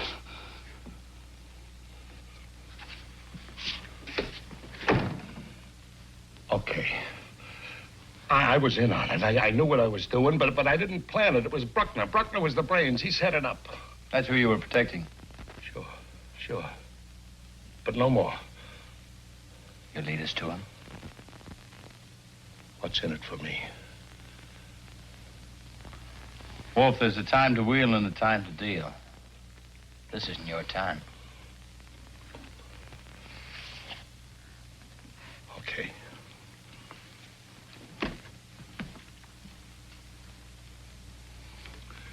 They ran out on me. Him and his wife. They got all the dough. I didn't get nothing. A couple of grand, nothing. You know where they are now? Yeah, I know where they are. They were staying at my place in Chatsworth, and they left sudden, so I followed them. They're at a motel in Culver City.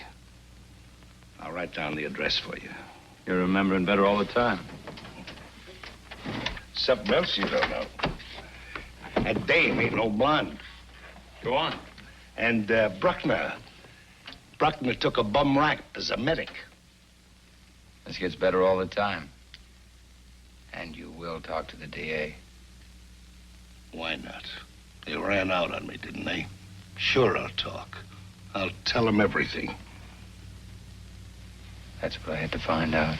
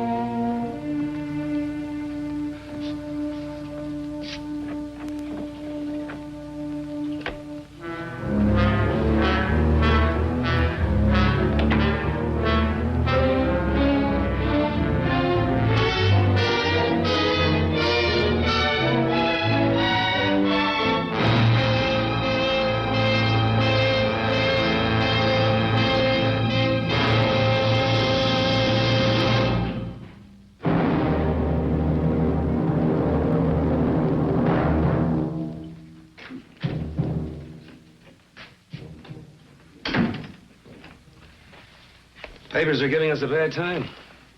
Have you read this one? Yeah, I read it over a cold cup of coffee. That isn't all that's cold.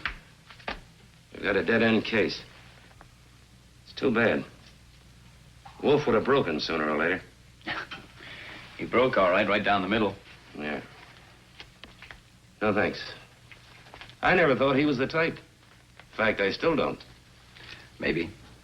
What do you mean, maybe? You saw him. He was cocky, a tough little guy. You'd never figure him to do the Dutch. Maybe he wasn't as tough as we figured. Yeah.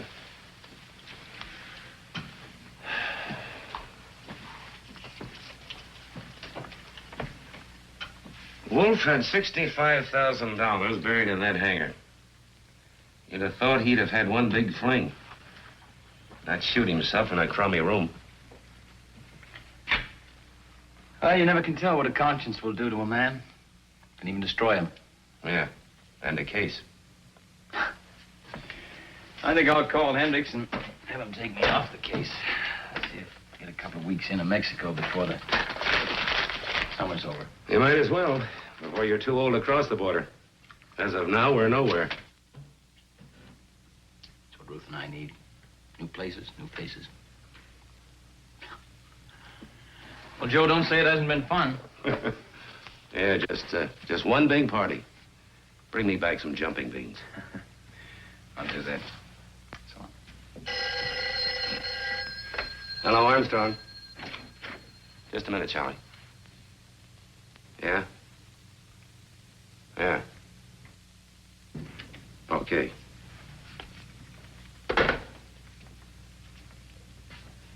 was the DA's office. What do they have to say? From now on, we play it my old man's way. From here in, we're dealing with people. What do you mean by that? We've got Mr. Big, old Doc Sloan.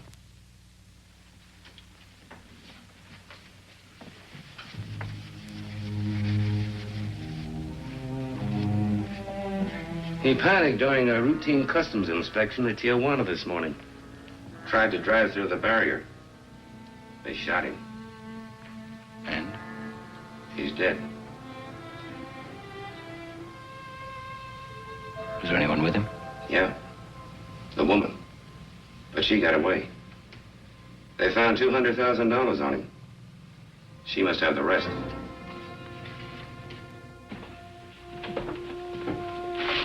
Well, Charlie, looks like you're going to Mexico after all. Yeah, but not the way I'd planned. Look, why don't you call Hendricks before we leave? Once we get the woman, you've recovered the bulk of the money. Your job's over. So? So you and Ruth could take off from Tijuana. Not a bad idea. She could pack and meet me down there Saturday. Even if we don't pick up the woman right away, it'll give you and Ruth a chance to brush up on your Spanish. And that's not counting the money. What money? Why, the money you'd save on plane tickets. No tax in Mexico. You'd save $60. Oh, sure. I forgot about that. Every little bit helps, Charlie. Good idea. I think I'll call Hendricks. He'll probably go for it. Right, you do that. Then go home and pack a clean shirt. I'll pick you up in a couple of hours, huh?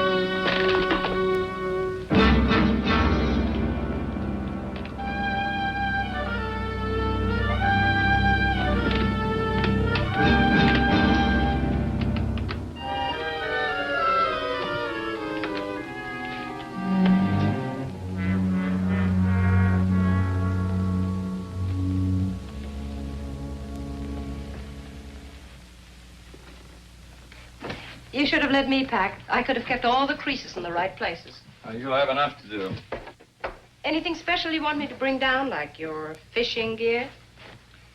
I won't be doing any fishing, Ruthie. Well, you can if you want to. I'll have plenty to do. Oh, by the way, there's a dispatch case in the back of the car. Some stuff from the office. Just throw it in with the rest of the bags, will you? From the office? Yeah, some annual reports. I promised Hendricks I'd finish them up in Mexico. It'll only take me a day or so. Well, he's got his nerve. Well, the important thing is he's letting us go. Sorry you're getting stuck with the packing. No, I don't mind. It'll be fun now that we're really going. You just throw everything in the car. I'll meet you at the border on Saturday. Oh, it's Joe. Goodbye, Ruthie. Charlie, aren't you going to kiss me? Sure. Goodbye, Ruthie.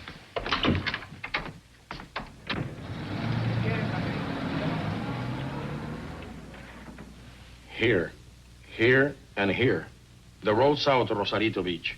The road to Tecate. They're all covered. We have hopes. You won't have any trouble. She's got $200,000 on her, and she's a blonde. The money may help. She could show it to the wrong person. But I'm not sure about the blonde. He was shot before dawn. It was still dark. But when the woman ran away, one of the inspectors got a look at her. He couldn't tell much, but he was sure she was not a blonde. All of our witnesses said blonde.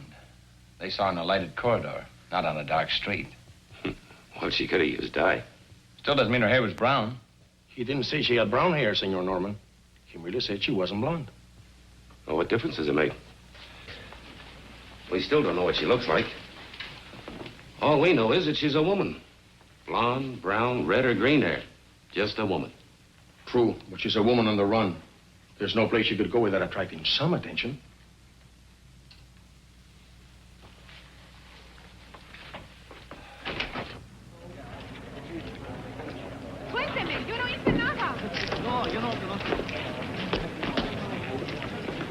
I'm for a shower and a thick steak. How about you? I thought I'd stop by the airport and check on those tickets. Okay, I'll see you later. Might even buy you a beer if the swindle sheet can stand it. What's the deal, Joe? Want me to drop you by the hotel? No, don't bother. The town's full of cats. Hey, don't smash up Lieutenant Castro's car.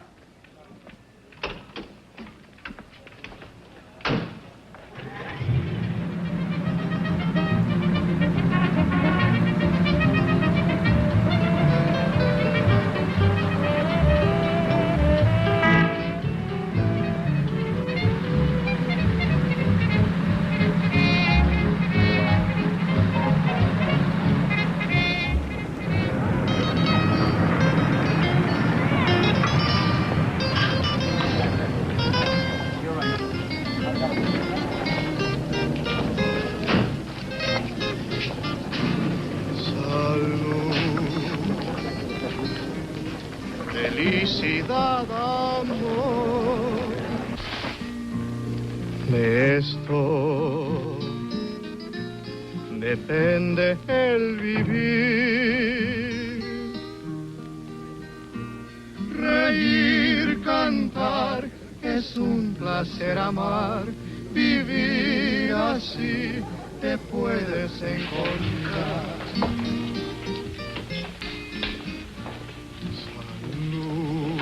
Yes, senor. Where's Bobby?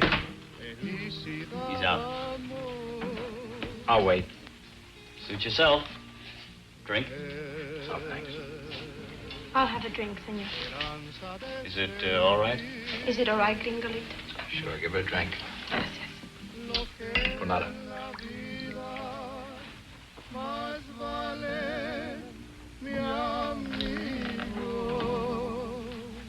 She's a big girl, give her a drink. You heard what he said, mozo. Give me scotch.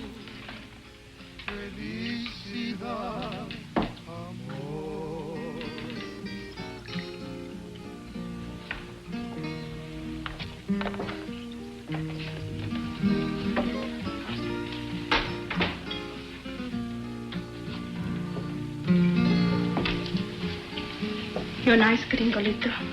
I want to drink with you. I don't drink. Is that because you're good? Not particularly. You are good. A good little Anglo with pretty brown eyes and lots of American dollars. Where's Bobby? Didn't you hear the mozo? He's not in. Dance with me. Where is he? Dance with me. If you dance with me, I'll tell you. No, I think I'll sit this one out. With Bobbick in his office. With Bobby in his office.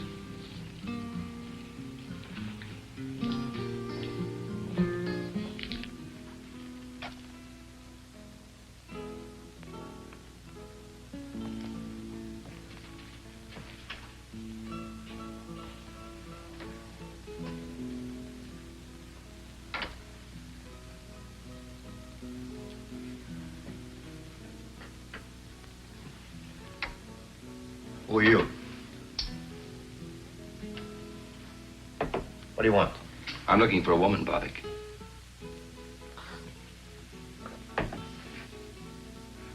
So few women in Tijuana, you must look for one in my office?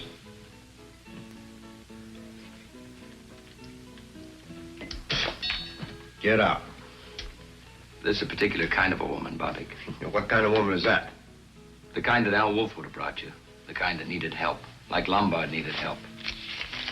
Only he doesn't need it anymore. Lombard. 114 Calle Rosarita del Flores, Tijuana.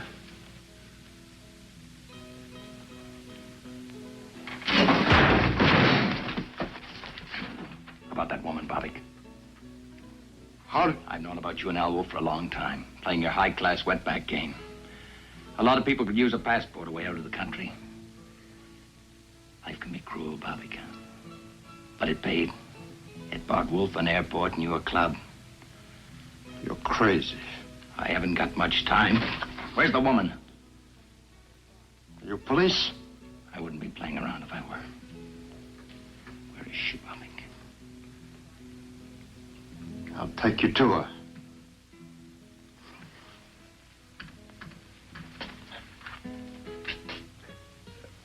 First, I make a phone call.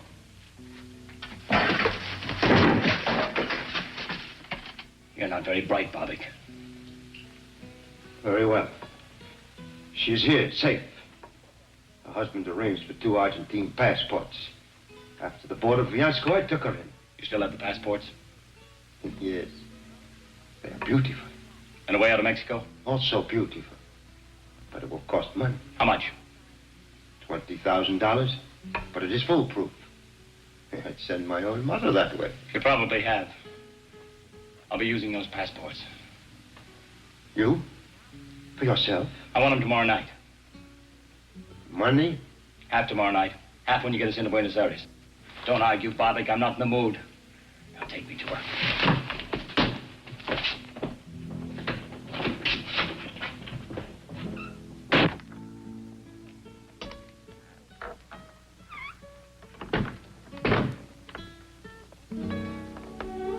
Hello, Linda. Charlie.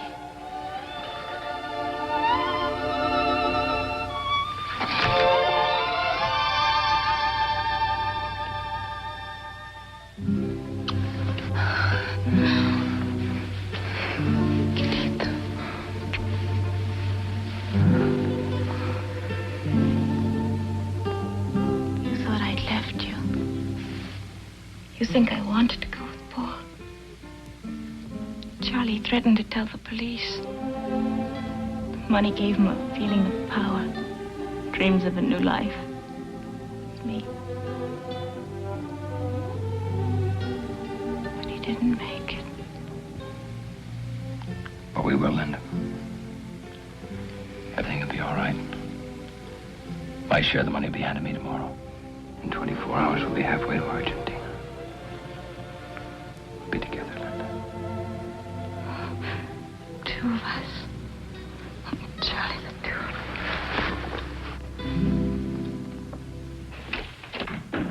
us. Charlie. Yeah. I was just going to look for you. Oh, what's that? We just got a call from Cabot. Leighton Prince. We've got an ID on Sloan. Oh. Old Doc Sloan. His real name was Paul Bruckner. Lived in San Francisco. Married to a Mexican girl named Linda.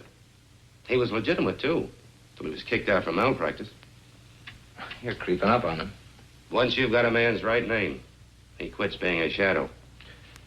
What's the next step? We dig into Bruckner's life in San Francisco. What tonsils he took out, what babies he delivered, how he lost his license. Oh, you want some coffee, Joe? Me? Oh, thanks. I'm stimulated enough.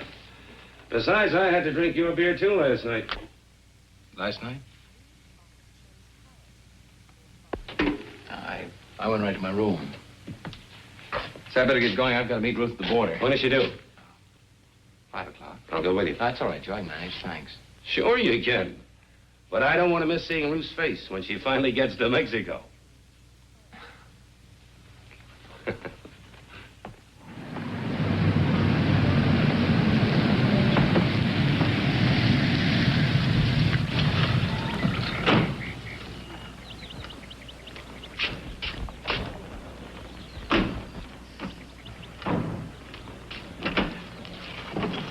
Here, wait a minute. Let me help you.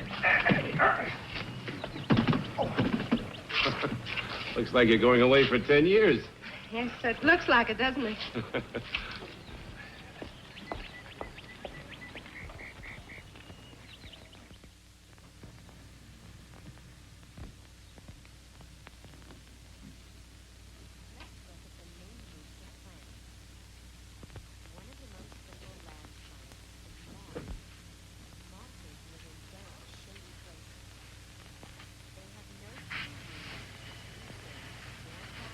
Shall we unpack now? No, why don't we wait till after dinner? Whenever you say, Charlie. I'm tired. Very tired. Why don't you take a nap for an hour or so? Well, what'll you be doing? Why? Thought I'd go over these annual reports. Why? I thought you'd reserved that job for Mexico City. Changed my mind. I think I'll do it now. I was going to surprise you, take along your fishing gear. Put it in there. So I had a key made and I opened the case.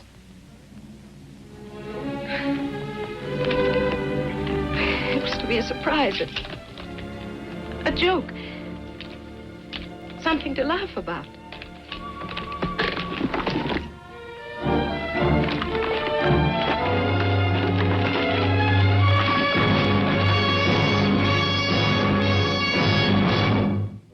What'd you do with the money?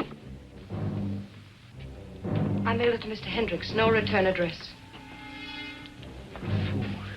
You crazy fool. You know what you've done, do you? Why'd you do it? Why? Why? What does it matter? I killed a man to protect that money.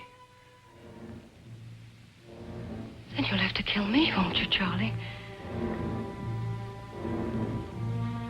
What do you want from me? A few hours. Just a few hours. I was willing to give you my whole life. What's a few hours?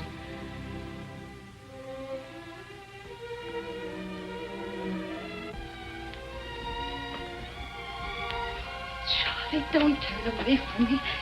Let me touch you. Let me talk to you. Nothing to say. But there's so much to say. Please. At least tell me what we were going to do. We weren't going to do anything. I was going to leave you. But I loved you, Charlie. Wasn't that enough? Once it was. Where did I fail you? Didn't fail. People change, Ruth. Charlie. We had so much, Charlie. Why? Why? A house becomes a prison, a job, a trap. What did you want? A new kind of life, the kind that $200,000 could have bought me. Alone? Alone. But you can't have that now. No, you fix that. Charlie, if you went to them, if you said I did it, I'm sorry, you're getting the money back. Charlie, I'd wait. I have the strength, I have the patience. I'd wait no matter how long. There isn't time enough in all eternity, Ruth. I killed a man. You couldn't wait for me.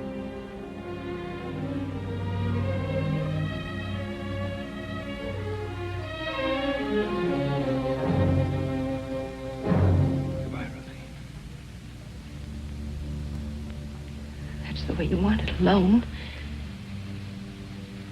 Goodbye. Goodbye, Charlie.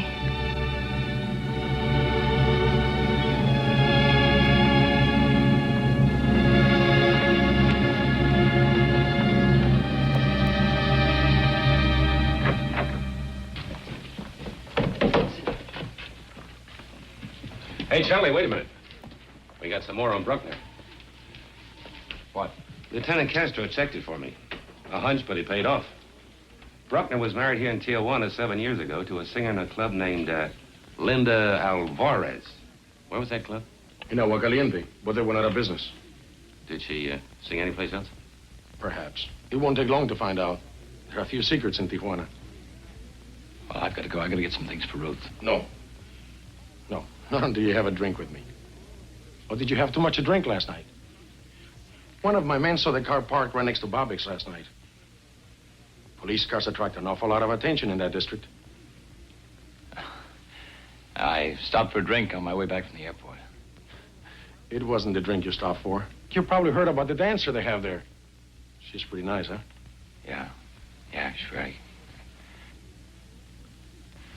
I've got to run. I'll see you later. A very impatient man. Bobbick's is hardly the place for a tourist. Or is your friend trying to combine business with pleasure?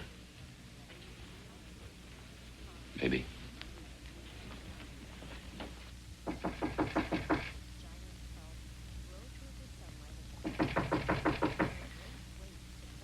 Who is it? It's Joe, Ruth. Can I come in? Oh, wait a minute.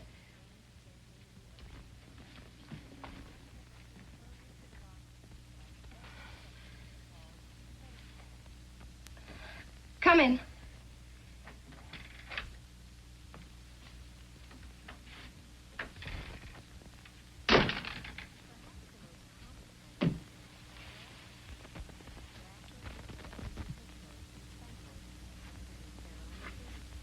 Anything wrong? No, no. No, of course not. Why?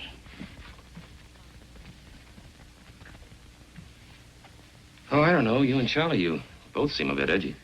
Sure everything's all right. I just told you everything is fine. Why shouldn't it be?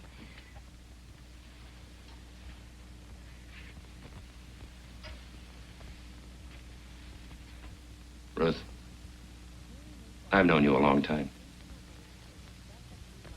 You don't lie very well. What do you mean? Is Charlie in any trouble? Why don't you stop being a cop? You make a case out of everything. Ruth, you're making one out of this. Oh, there's no trouble. Unless a few words between husband and wife.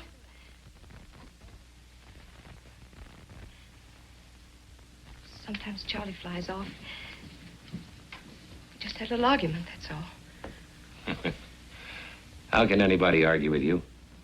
Or maybe I'm just prejudiced. Who knows better than you? Charlie's been under a lot of strain. Sure, every case is an ulcer. But in this one, the way our Charlie's been riding himself. Maybe it interfered with his holiday. He promised it to himself and to me.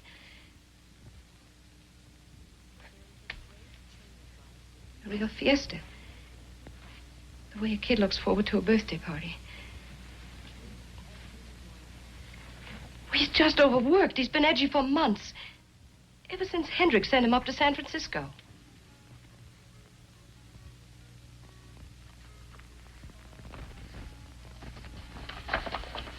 Well, I hadn't read them. I expected to on the plane. It's a long trip to Mexico City.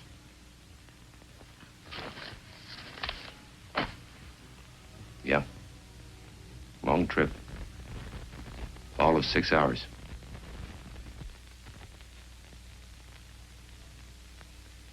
Enough reading for a year.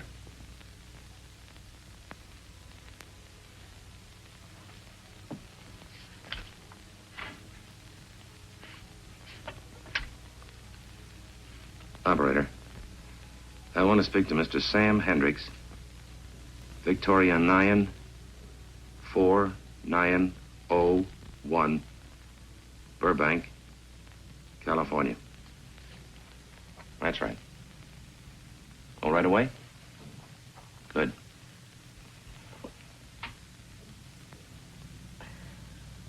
Hello, Hendricks? Armstrong. Yeah, from Tijuana.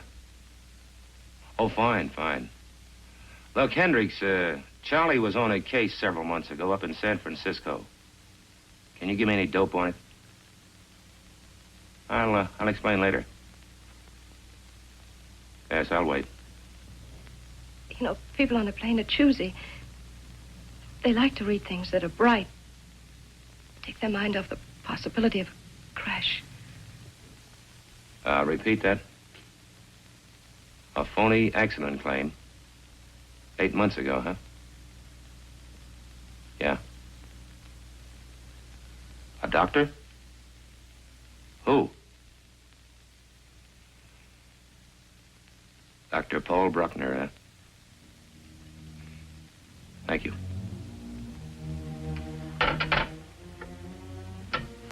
Take their mind off. Crash. I'm sorry, Ruth.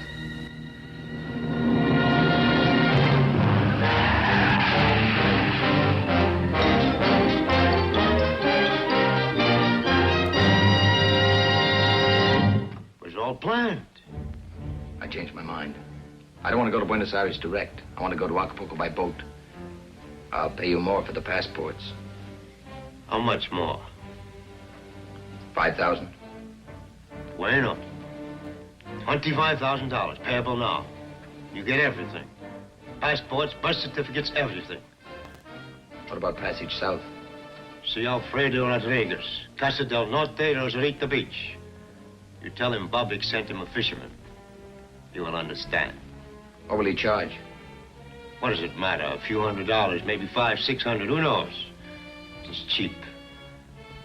Now, you got the money? If you've got the passports. I'll tell you, you tell me. Children.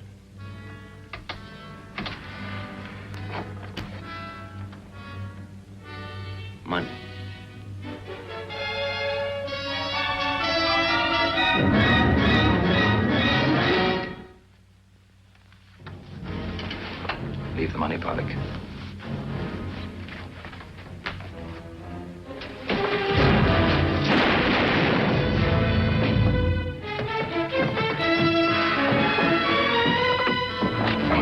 Molly. Wait a minute, darling. Come on.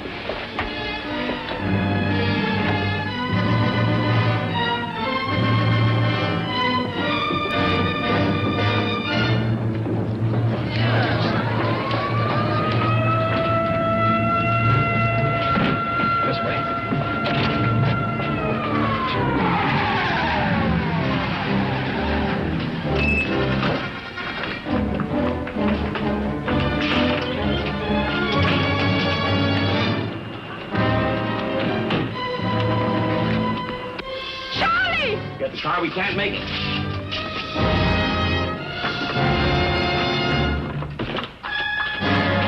Take that car and block off the other side of the street. Da la vuelta a la manzana y ciérrales el paso. Y llama a la jefatura que traigan más coches.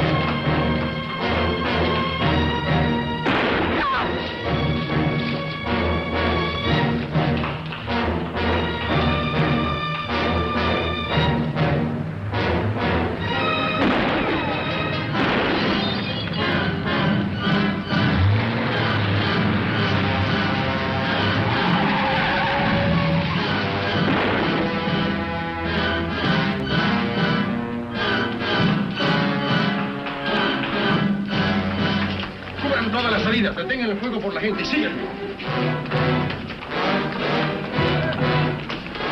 Cubre esa puerta de allá. Tú esa y tú cubre la puerta de atrás.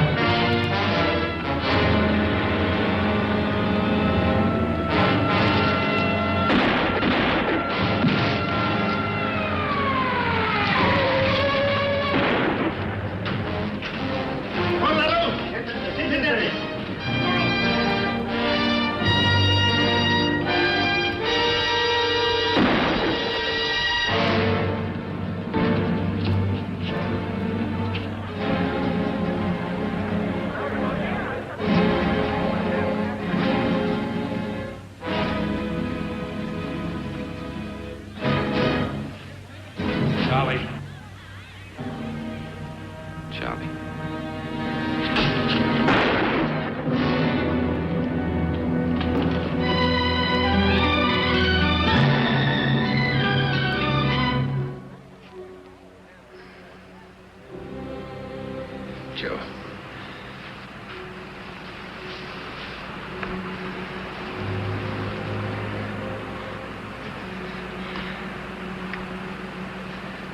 This wasn't on the timetable either.